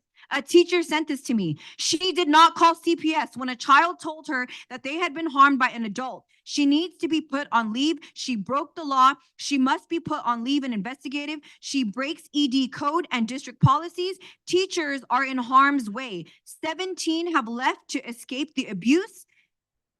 And she said that they are silenced and abused Ms. and Hill, told not to we do speak have to up. move on with the meeting. I appreciate Okay. your words. I just want to say what the teacher had actually sent me, so I you guys understand. are aware what You your have my employees, card here. but she doesn't want to speak up because why? She is being intimidated to lose her career or her job. One last thing that I want to say on my part, I'm not yelling at you, I'm yelling at Jose and the rest of you. I understand, okay? Ms. Hill. We have But to move one forward. last thing I want to say on my part was there was a specific report by a parent that was made on this yard duty, the same yard duty that have molested and touched and played with children inappropriately and yielded a weapon on school campus. There is another incident, a separate incident. There is email, screenshots, there is a pattern, it's all documented by the parent. The parent had sent this to me as well, and unfortunately, she is unable to be here tonight. But this incident was noted over a year ago.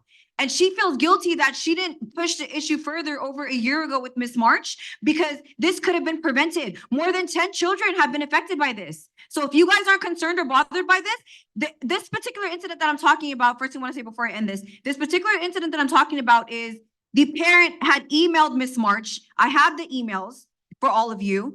And the parent had told Miss March that her child, yes, as the little boy was climbing up the slide.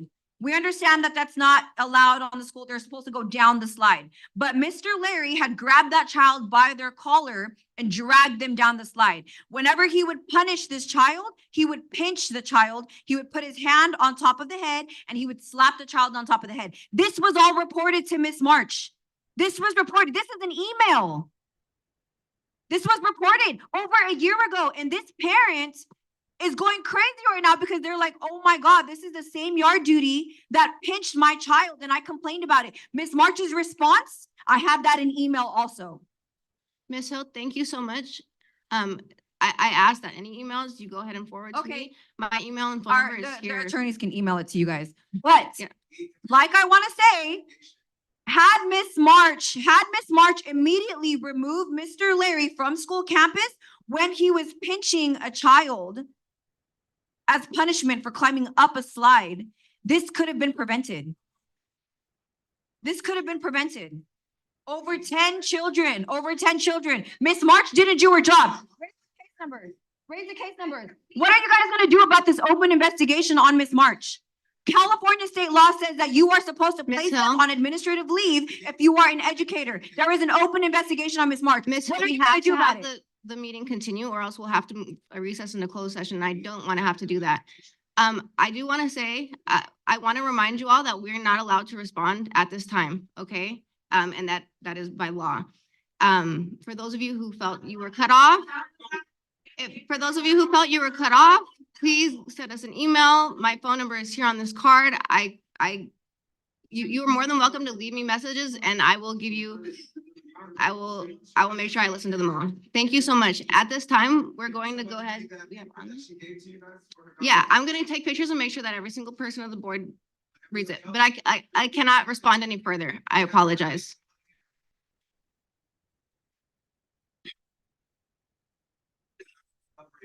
I want to say something. Trustee Gonzalez. Can I say something? Can I say something? Members of the public, I'd like to say some words.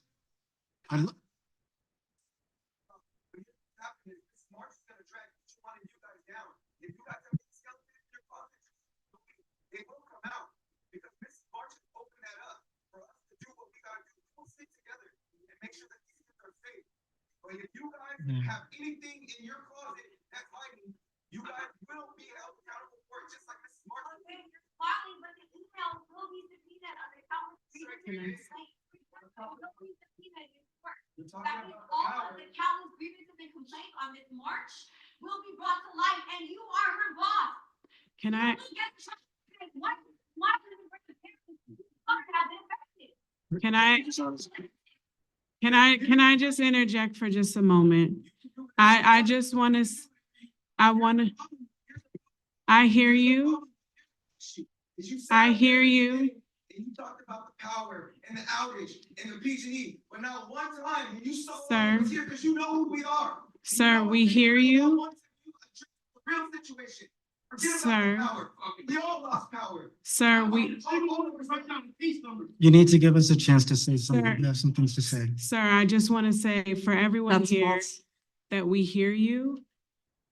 And I personally want to say, we're all hearing your voices, many of you for the very first time. So your voices here in this space for the first time. So I listen to you. I listen to you. I listen to you very respectfully, and I would like to ask for the same respect. I would like to ask for the same respect. We hear you. This is a public meeting. This is a public meeting, and we are governed by certain rules. So we have a space and opportunity to hear from the public. We are not by law allowed to respond. It is our duty because it is not an agenda and not an agenda. It is the purview of the president and the board to adjust the time, to allow for time, because this is a public meeting and we do have other items on the agenda. 10 minutes, 10 seconds to give us the damn meter report. We didn't need that shit. We know what that's going. There's a meeting. We are not allowed to respond. You don't have to respond, but we're gonna speak our mind. But we also have to have order in the meeting. And if we cannot have order in the meeting, then we are going to have to recess to close session. Okay.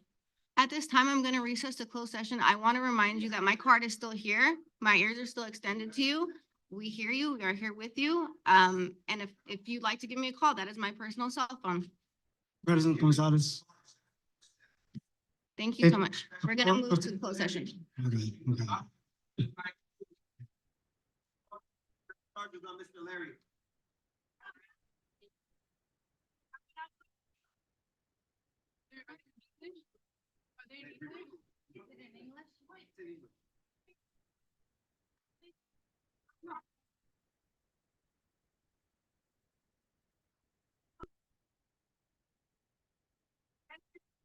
Starting arts, and we were playing our game. It was a turn to guess, and I got it right, and everyone was cheering.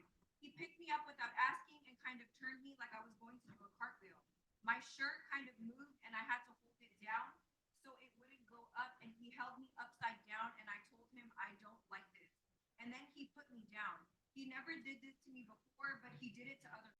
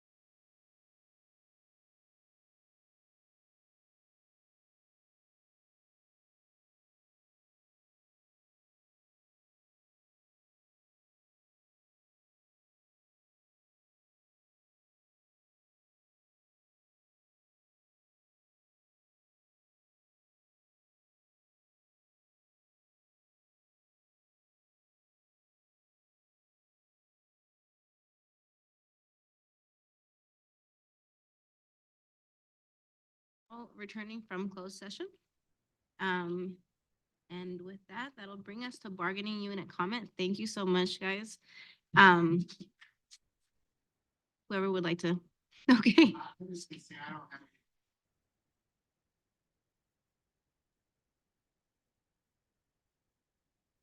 I appreciate that so much.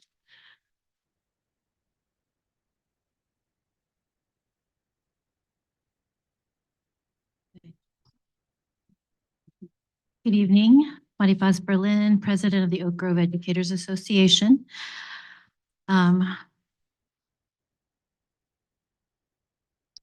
Thank you for coming back. So I just want to give some brief updates on some of the things that we've been working on, and some of those things you might have already heard, because I saw you a few nights ago. So for community schools, our team met with Superintendent Monzo and Assistant Superintendent Bowles just this past week to discuss our next steps. We'll be meeting again after the February break to look at a straw design in terms of what the next steps are, next movement in terms of planning, talking to families, getting staff on board, taking a look at which schools we can identify as possible as a possible community school. We are eager to really do that work and get in touch and build that foundation.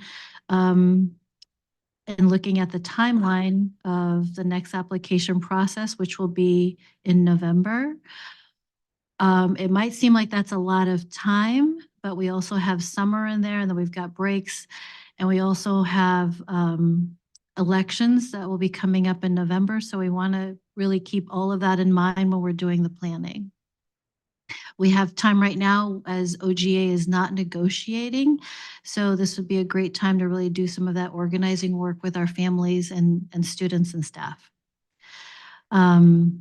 We hope that the board can soon have the study session. We understand that it's been, trying to schedule busy schedules is challenging. So we hope that that can happen soon so that you can have a more in-depth understanding of what community schools can really look like in Oak Grove. It's shared governance with all the educational partners in a school that includes parents and students and staff, administrators. And it looks at the whole child and meeting what those needs are for when they come to school, what their emotional well-being is like. Are their basic needs being met? As Superintendent Monzo, you had mentioned earlier this evening that our schools are hubs, right? We really discovered how much schools impact the lives of students during COVID, because when schools shut down, that really shut down a lot of the services and the work and the care that students receive during the day. And so community schools is that it becomes that true hub with real partnerships with the community, but also we're also looking at what their educational life is like as well. So in our upcoming CTA regional meetings, we'll be discussing community partnerships and resources. Like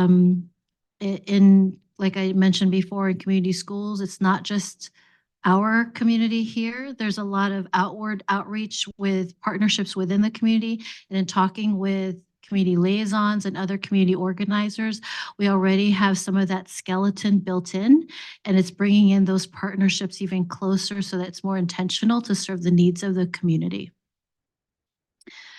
As for a political action update, we wanted to thank Trustee Hernandez, Martinez, Pacheco, and Dr. Jaco, our Vice President, for attending our dinner the other night. It was really lovely. Connecting on that way and building our relationship. We'll have to get President Gonzalez next time. This Friday, Our OGA PAC team is hosting a happy hour, and we have invited Trustee Hernandez and Trustee Gonzalez to meet up and talk with members. And we also want to build the knowledge and education with our members of how much the school board does and how much influence and decisions are made in this room publicly that impacts all of our lives in the classroom and in what we do and in what we teach. So thank you for coming to join us. In terms of working conditions, just to touch base a little bit on the Baldwin schools. Well, they were out of power, and there will be a lot of debriefing, I'm sure, that's happening or that will be happening or has happened already at the district level, but also at the school site level. And then when we have our safety committee meeting, that'll be part of our discussion also in terms of like resources and logistics and how we can be better prepared for next time and in terms of how we respond. The only thing that I think we could have a more dialogue about is some of the communication that was put out and that had gone out. And I share this with Superintendent Monso as well. Sometimes I think in our society, when somebody asks you like, are you okay? Our tendency is just to say like, we're fine and we're okay. And I think in outward messaging in social media, there is this you're either doing really well, on Facebook, like where you're celebrating, or you're doing really poorly.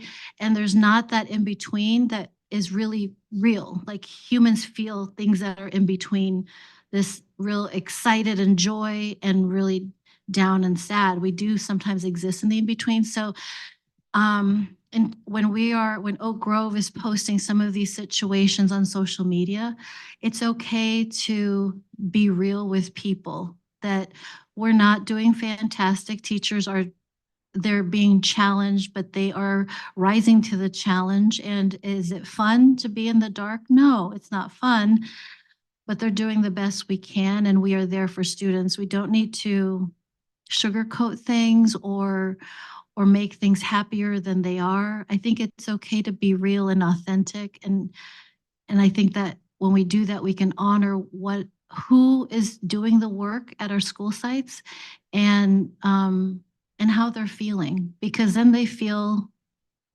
feel seen. Like you see me, I'm struggling over here. I did have a chance to visit with the teachers on that last day. Everybody looked exhausted. They hadn't gotten enough rest. And there was some anger also and frustration. But there was also resilience because they pulled it together, and the families pulled it together as well. And the kids with the energy and their own liveliness at this novel situation, they looked at it as, something that was something new and different. But the teachers, the adults, and the other educators and staff, they looked utterly exhausted. So I think there is a lot that we can learn from that situation. And seeing as now this is about the third winter that we have suffered more severe climate and more severe weather, we need to have real serious discussions of what we can do to be better prepared.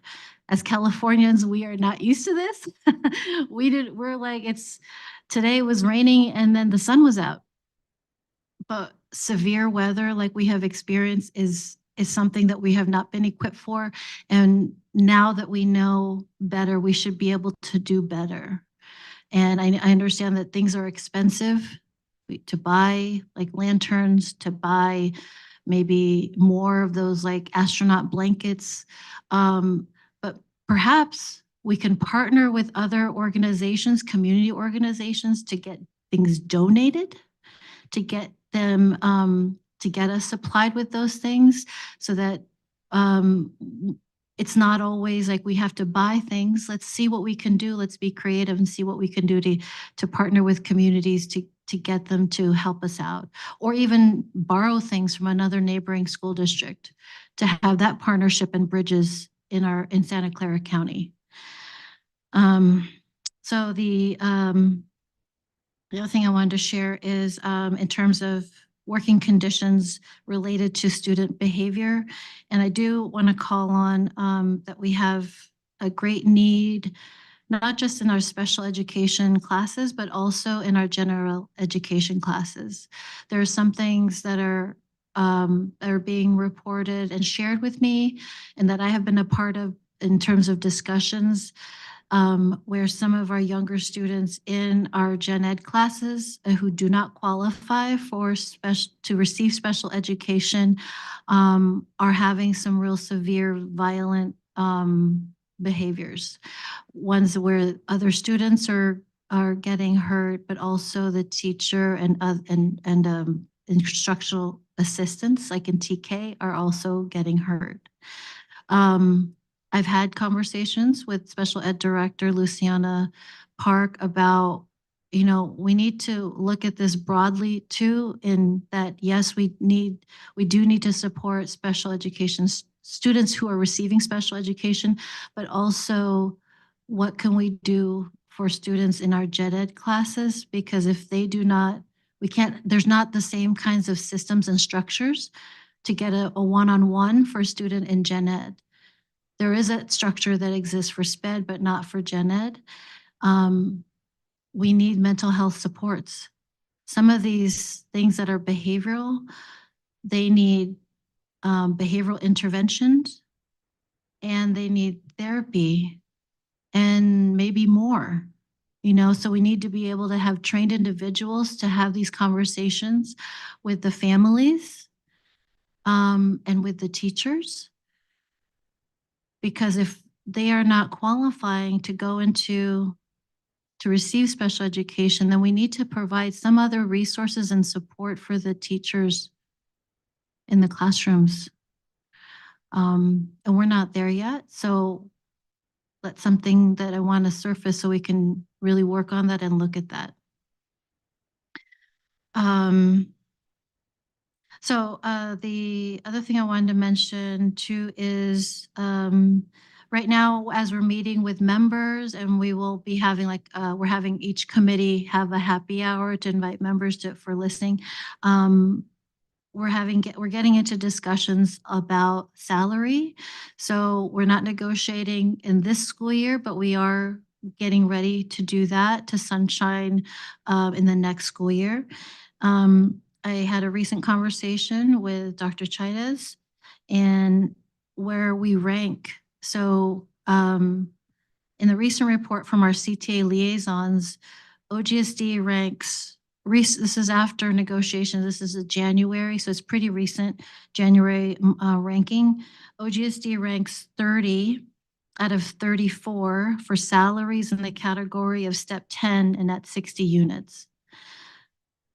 So there's about 34 school districts in Santa Clara County, and we're right now ranking 30.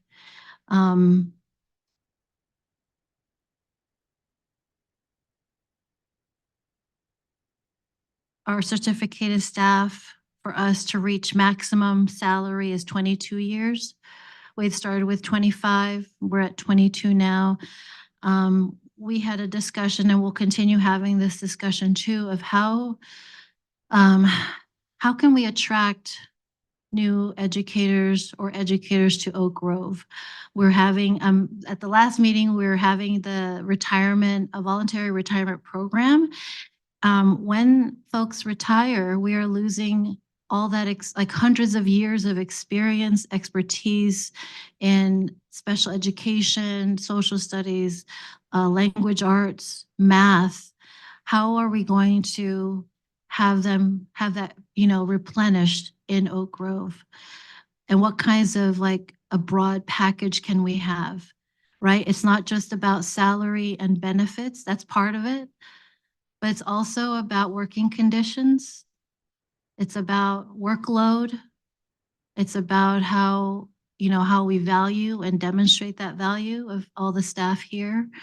So that has to be that whole package. And Dr. Chidas assured me that we can do it. He said he wants us to be number one. And I said, okay, sign this. No. Thank you for that conversation. And I appreciate being able to have that conversation with you and that you agree with me. Thank you. I will bring that up at the negotiation table. I just wanted to put that out there that it's going to be wonderful to be able to honor the teachers who are retiring, but also like, how can we bring more in? And then again, and create that pathway so that we are continually having quality educators with our students. And then lastly, and then this is personally, I wanted to publicly say thank you to Oscar Ortiz, who has recently resigned. He was my first principal 18 years ago. He supported me and trusted my beginning teacher abilities, even when I didn't. And I did a lot of crying that first year, and he saw some of that. So his work and support for all students, but especially our Black students and students of color, is honorable and commendable. I appreciate that he's able to speak up and really call things out and be open to having that dialogue. So I will miss working with him, and I wish him well on his journey. At this time, this concludes my report. Thank you so much, President Berlin. That leads us to consent agenda. Superintendent Monzo, will you please present the consent agenda? Thank you, President Gonzalez. I'd like to recommend the board approve the consent agenda items as submitted. May I have a motion? I move to approve the consent agenda as presented. I second. May I have a roll call vote? I have a comment. So one of the items 5.7 that we're about to approve is the comprehensive school safety plan. And as and as the item describes with Ed Code, our safety plans from the DO to the site cover all the mandated elements. I think we must approve these safety plans now. It's mandated by law. We do it every year. But obviously, and these plans are open and to the entire public, like everybody can see, and they're also developed by their school site councils, right, Superintendent Manso? So I know that I speak for the board when I say that, student safety and transparency are a huge priority for us. And I think that's how trust is built and maintained between our district and our community. So, and obviously hearing the comments today were incredibly troubling and unsettling. And I know that we all care very deeply about the safety of our students. And with these plans, that's how we do it. So what I would really like at the next board meeting, as we pass 5.7, if we can get more transparency for the public in digestible ways regarding our district and school site protocols and procedures embedded within these policies, embedded within these plans. So I think it'd be beneficial for everybody to learn more about them and to see them beyond just the item we're about to pass in consent. So without obviously compromising personnel information, we cannot comment on anything like that. I do want to respectfully request that our superintendent and administration work to add a future board agenda item to basically communicate what are the ways that we address all of the elements that are contained in the comprehensive school safety plans and from the district level. And the second thing, if there are any, with all the site level plans, if there are any differences between the sites, like what are the differences, if any, between the sites? So if there can be some type of information about compare and contrast with our comprehensive school safety plans at the site level, I think that'd be really helpful in helping all of us learn more about the protocols and procedures that keep our students safe. So that's a request I want to make respectfully. And then also, as we do that, have the board pay attention to the policies that we have that talk about safety, like policy 5142, and the one that we use for our comprehensive safety plans, 0450. So those are just some requests I'd like to make for the next plan as part of my comment regarding the consent agenda. Thank you so much, Member Pacheco. And as a point of order, I did skip over. Are there any members of the public to speak to this item? No virtual comments. Thank you so much. Okay, with that, is there any other board discussion before we open it up? Okay, can we have a roll call vote at this time? Member Hernandez, Aye. Member Martinez, Aye. Member Pacheco, Aye. Vice President Jaco, Aye. President Gonzalez. Aye. Motion carries. Thank you so much. And next that takes us to our information, action items. Takes us to our action items.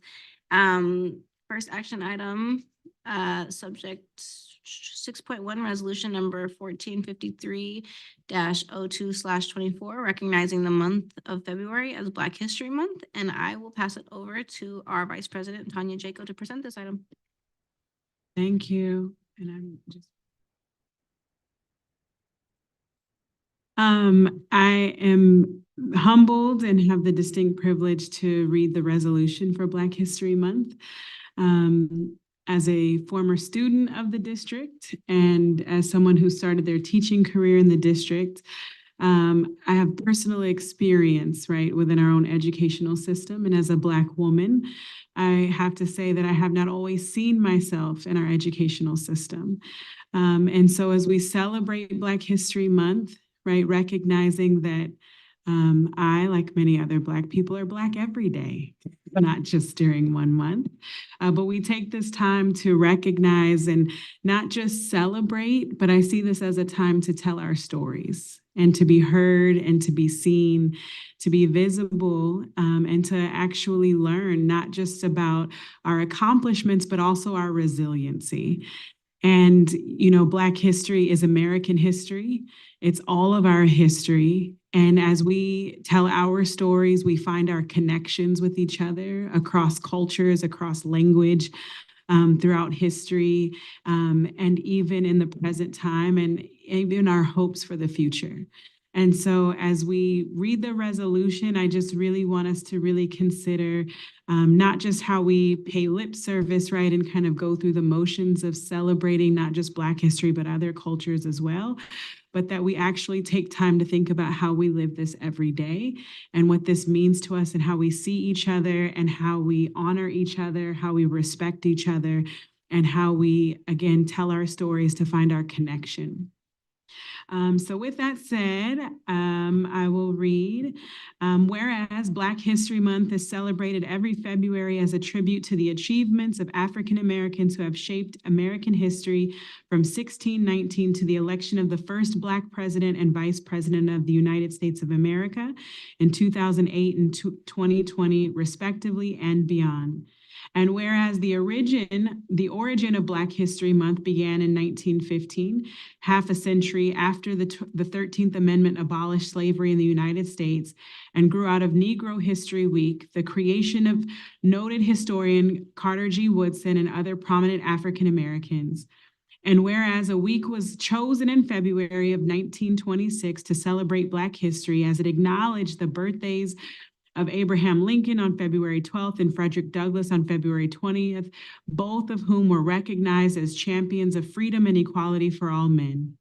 And whereas with the civil rights movement and growing awareness of Black identity, Black History Month or National African American History Month evolved to an annual celebration of achievements by Black Americans and a time for recognizing the central role of African Americans in U.S. history.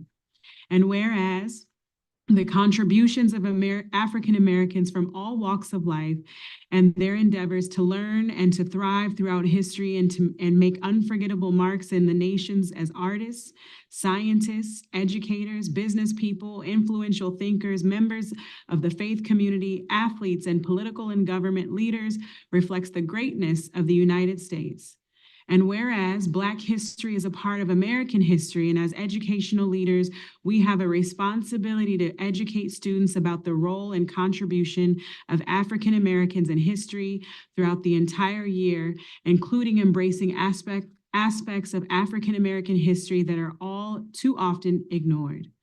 And whereas Oak Grove School District further recognizes and celebrates the value of diversity and the richness of cultural heritage within the district and the integral part of each of our many communities play in the overall fabric of our history, as well as the present state of the city and district.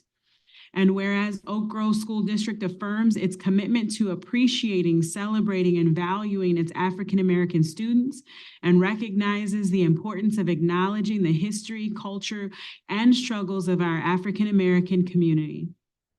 And now therefore be it resolved that the Board of Trustees of Oak Grove School District hereby proclaims February 2024 as Black History Month in this school district and encourages all schools to commemorate this time with the appropriate instructional activities and supports the educational advancement of African American students.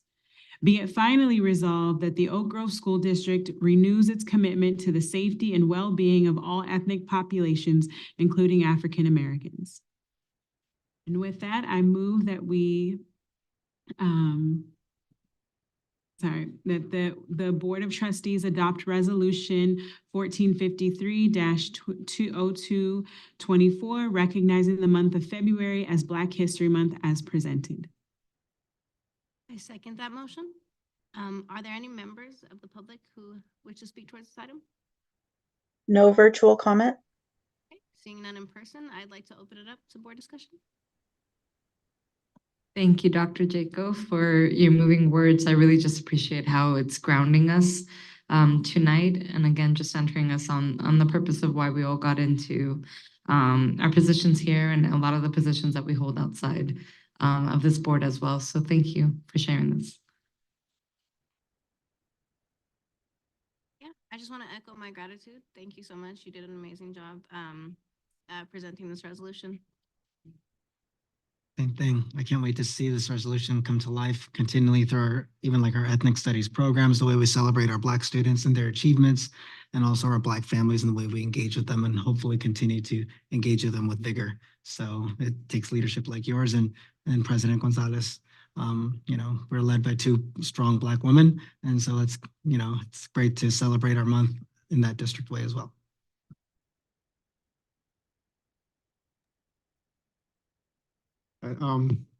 Thank you, OGSD and everyone for recognizing this month as Black History Month, and I'm just happy to be a part of this with you all. Thank you. Okay, thank you so much, guys. May we have a roll call vote? Member Hernandez. Aye. Member Martinez. Aye. Member Pacheco. Aye. Vice President Jaco. Aye. President Gonzalez. Aye. Motion carries. Thank you so much. And that takes us to informational items. And so item number 7.1, local control accountability plan update. And I will pass this to Assistant Superintendent Amy Bowles. Thank you, President Gonzalez, and thank you, trustees, for this opportunity to share with you our mid-year LCAP update. We're just past the midway part of the year, I believe. I think I saw some things for celebrating the 100th day of school just recently, and so this is about the time that we share our mid-year LCAP update with you. And so just a little background here for you is the requirements of the Assembly bill for us to present this, but above and beyond that, just this is our opportunity to engage in conversation and transparency with you on the progress that we are making towards our LCAP as we hit this midway point. So we're going to share with you some metrics, and of the metrics, some are some data's been done, it's been collected, some is ongoing and some is unknown. And so we're going to share with you the data points that we do know about at this time of the year, as well as expenditures. You're going to see just progress of where we're at in spending the proposed budget piece of the LCAP. I know that Associate Superintendent Evans did share that first interim report with you all in December, and this is going to mirror some of that, but broken down by goals. And so some of the expenditures have not started, some are in progress, and some are completed. So we'll give you kind of a balcony view of progress in those areas. This is a snapshot here, and this is, I believe, a snapshot that Associate Superintendent Evans provided you about the impact of the budget, the projected, the actual, and the difference here in all of the different bucket areas. And then in goal 1 in particular, this is our goal specifically about the progress, focus on the progress of students in proficiency in all of our standards, Common Core State Standards. Some of this data we presented to you in other information items are SBAC data or dashboard data results, are mid-year data. So you'll see here where the baseline is. As you recall, this is a third year of a 3-year plan. And so we have the baseline data from 3 years ago, and which is being hidden by my little cursor here. Oh, is that? Yeah, 2020, 21 was our baseline. So just past COVID when we came back. So you see results here. There's some still in progress, meaning we don't have results for this year, 2024 for SBAC. You see our mid-year math benchmark data there. And then you'll see here in goal 1, just highlighting some of the actions that we have completed here for goal 1. We've shared with you, we're right now in the middle of our second math curriculum pilot, SAVAS, and we're able to see that in action at some of the school sites. We're excited to hear the feedback of the teachers who've adopted that. So that's one big action that we're still in progress in goal 1. Also, professional development, providing program options. Right now, we're in the middle of our program option window so if families are interested in another school experience outside of their neighborhood school, this is the time for them to apply for program options such as Spanish dual language or Adventure STEM or STEAM at STIPE, Indigo. And then we've completed all of our Williams Act compliance reviews at this time. And we're currently providing VPA and we're visual and performing arts, and we're excited sometime in the very near future to bring you a summary of the plans for our Prop 28 allocations from the state. Goal 2 is our goal principally directed towards our emerging bilingual, socioeconomically disadvantaged students, students who are identified as foster youth, students of color, and students experiencing homelessness. We also in this goal want to increase the language proficiency of our emerging bilinguals, or also commonly known as English learners. Our reclassification rate, we've seen an increase since the baseline, which is positive. That's still in progress because we still have opportunities to reclassify our students. I believe our most recent reclassification was somewhere around 160 students who have demonstrated English proficiency in a second language outside of their home language. And we're really heartened to see that our long-term English learner rate has dropped. That's the one we want to see go down, because what that means is that the student has been identified as a multilingual learner for 6+ years. And usually if we're seeing that steady progress, they would have been reclassified within that 6 years. So the good news is that number has come down. Our baseline in fall of 2020 was 30% of our English learners were LTELs, or long-term English learners identified 6 years plus, and now we've dropped that down to 12%. So that's data that we're glad to see. Our benchmark data here for iReady, you can see the comparison from the 2021 baseline. We see some increases, a decrease in our Latino students scoring at or above grade level, but seeing an increase in our students of African ancestry, our Black students scoring at or above grade level. This is on the mid-year iReady for reading. And then you see down at the bottom for math. In LCAP Goal 2, we have about 33% of those budgeted expenditures that have been utilized at this point and expended. Just a few things to note here. We have been getting some really compelling and exciting Title III mini grant applications from our teachers throughout the district. So our District English Learner Advisory Committee, our parent group, our DLAC, they approved for us to put aside some of our Title III money for teachers to apply for mini grants for materials and things that they would like to purchase to help support the achievement of English learners in their classroom. We're looking forward to this summer. For the first time, we're going to be having a summer program, a newcomer academy that's going to be principally directed to newcomers in the district. It's been a growing population over the last year, and we feel like this is a need that we have heard from sites and from teachers and from administrators. So we're going to be doing that over the summer. And then our ELOP, you may remember all of that information we brought to you last year. We've successfully launched that program, serving close to, I think it was 5,000 students district-wide compared to about 8,000 who we served before. And you can see some of the other data points here that we provided for you. Goal 3 is about inclusivity and inclusive learning environments, principally directed towards students with special education needs. So you see here some of that data. We have seen a dip in the iReady scores from the baseline according to the mid-year, but as you can recall from the dashboard presentation, on the dashboard, at least based on the LCAP, the SBAC, we have seen an increase in status for our students with disabilities. Our inclusion data has dipped slightly since the baseline, and then students also performing at grade level since the baseline, but we did see an increase compared to last year. So that's some data for you around the school. We have approximately 54% of expenditures, budgeted expenditures spent here. A couple of things that we wanted to highlight are listed here. We've added Summer Institute with more professional development. That's been a big focus for us, is increasing professional development of teachers, classified and certificated, as well as administrators. We're actually sending some administrators to the alternate dispute resolution training next month to help with conflict resolution, especially in maybe IEPs and times where we can come to a consensus with parents when we may want to try to find a win-win with them in that process. And goal 4 is around our technology and mastering 21st century skills, collaboration, communication, critical thinking, and creativity. You see progress here. Really some nice increases in the annual teacher and student technology survey from baseline. Just pointing out about students, their use of technology daily in school has increased 10% in that time period. And also teachers also reporting that as well. So seeing more use of that.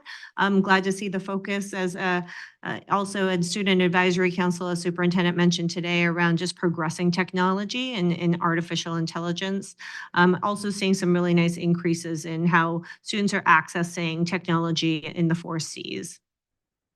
That one where the third one down of students reporting using technology to solve problems or help with critical thinking, that's gone up almost 8% since the baseline. So just, I think, seeing a lot more proficiency and experience with technology district-wide. The budgets here, 45% of our planned budget has been expended in the school area. Our IT and ed tech team highlighted here just a handful of actions that they've completed or have in progress that they wanted to bring to your attention. They continue to work really, really hard despite some challenges about maintaining one-to-one student ratio, device ratios in the district. I think we shared with you on that walk of the hallways. Sometimes we're having some trouble with students maintaining responsibility of those Chromebooks, and that's part of that conversation that Superintendent Monzo had today with students, so we can get ideas from them, so the ones who are using it, and help desk tickets and all of these other areas where action has been completed. I really want to take this opportunity to acknowledge the ed tech team, the IT team, and our educational services team. We did a transition to a new report card platform this year, and the training that was provided by especially our ed tech coaches in training, I think really made it a seamless transition experience. So we really want to thank them for that. Goal 5 is around student and classroom environments supporting learning, creativity, safety, and engagement. And you'll see here our mid-year update in comparison to in the past. Our chronic absenteeism rate as of right now is 17%. That's as of January 2024. It is still higher than the baseline back in 2018, but last year you may recall it was 25%. So we're trending even further downward in chronic absenteeism, which we're happy to report. And then also I would just want to draw your attention to the student safety results from 2020-21 in comparison to just our most recent survey in 2023. See a large increase in 7th graders and their reports of feeling safe at school, going from 56% at that time to 89.9%. So we're glad to see that increase, as well as a sense of connectedness and belonging for 7th graders. For 5th graders, it stayed steady, but for 7th graders, we've seen an increase of about 12% in that survey result of the feeling of belonging. Still some work to be done in that area. We'll continue to do so, but glad to see some progress. And we'll have one more survey window towards the end of the year. You'll see here 44% of planned expenditures have been spent at this time. Just a few things to highlight here. I think we've shared with you restorative practice training that we're giving throughout the district. We have 4 cohorts of teachers, I think near 100 teachers throughout the district who will be trained. These are ones who volunteered to go through training this year. And then we'll start systematically rolling out mandatory training throughout the district. We're going to be, we've offered 2 days of de-escalation training to middle school teachers. And Luciana Parker, Director of Student Services, who has training in this area, is going to be offering 3 Saturdays where we'll pay teachers to come for de-escalation training to help manage some of the behaviors in their classroom settings. Also want to highlight that with our mental health services, we've served 312 students thus far in one-to-one counseling for the year. So a data point that we felt very proud of and wanted to share with you.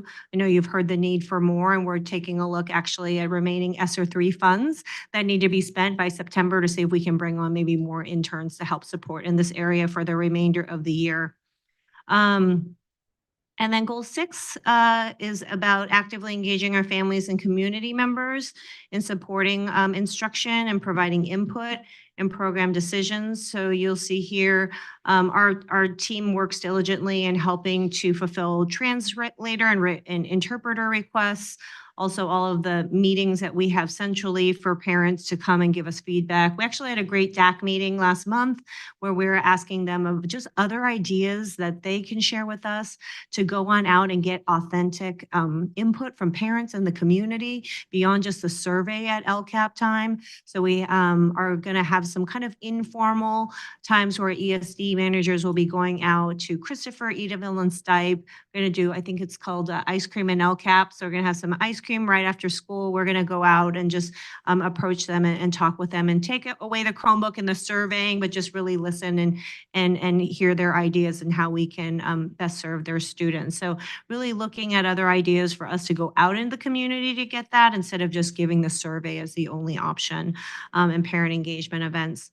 And so you'll see here, I think the one at the top is the one that I'd love to highlight in terms of an action item is through our district social worker and our social work interns. We met 2 of them this evening, spoke at public comment, 182 individual counseling sessions. This is in addition to the mental health intern data that I shared with you on the previous slide. This is for our social workers, 197 classroom presentations or visits. We have wellness centers throughout the district, and we've captured a little over 3,000 students who have visited our wellness centers across the year, and 73 supports for administrators to crisis sessions on campus. And so these might be students who are not regularly getting that counseling with social workers, but our social workers are also on hand to just help in crisis situations where needed. Also, all these other ongoing pieces that we put into place. We couldn't do this without the work of our community liaisons. They're instrumental in reaching out to parents and families and staying connected with them. And our progress towards expenditures there are about 44% at this time. So we'll continue to keep the board updated on LCAP development. We're getting ready to kick off that survey, have conversations with our educational partner groups. Again, we have plans to go out into the community to meet them, and then we will be bringing that draft to you in June. In fact, our team just spent, many of our team yesterday spent all day in County Office of Ed, had an LCAP training and just lots of breakout sessions focused on equity and serving principally directed students with our supplemental funds. And so we thank you for your time and the opportunity to share just some progress on our LCAP for this year. And if you have any questions, I can help answer them at this time. Thank you. Do we have any board discussion? My only recommendation is that you also add Anderson into your school site visits in doing so. Yeah. Anything from the rest of us? Okay, well then, thank you so much for your presentation, for putting in the extra hours to be able to even stay and present it. We appreciate you guys so much. Thank you. And so that brings us to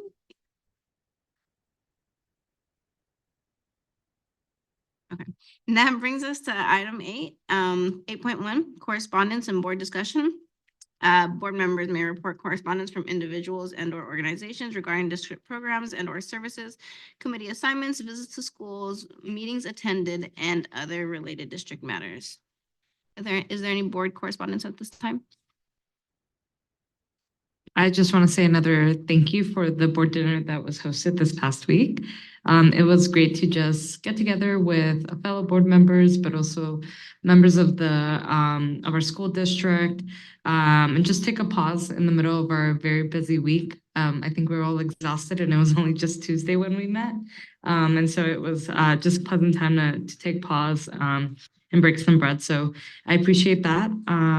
Our wellness committee meeting is going to be rescheduled. It was canceled in January, so we are waiting, or I'll have to double check if we already have a date for that reschedule so we can continue to just elevate the concerns and also dedication related to mental health and overall just health and well-being in our district. Thank you so much. I also just want to say it was great to get together with everyone over dinner and to just, again, getting more of a get to know folks on a more personal basis, right? And not just about different agenda items and data that we're always so focused on, and having that personal connection.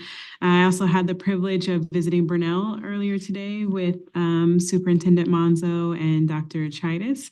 And it was really fun just being back on a middle school campus and visiting particularly the science classrooms, and just wanting to shout out the teachers. I was mentioning earlier that math and science are not my favorite subjects, but I absolutely would want to be in those science classes. The teachers, you could tell that the students were very engaged. The teachers were having fun with them. It was a very relaxed environment while they were all learning and engaging in some thoughtful debate and taking positions on particular issues, but also having fun learning as well. So just want to shout out the amazing educators that are at Burnell and the principal that's there, the administrators that are there. And thank you all for your time in hosting.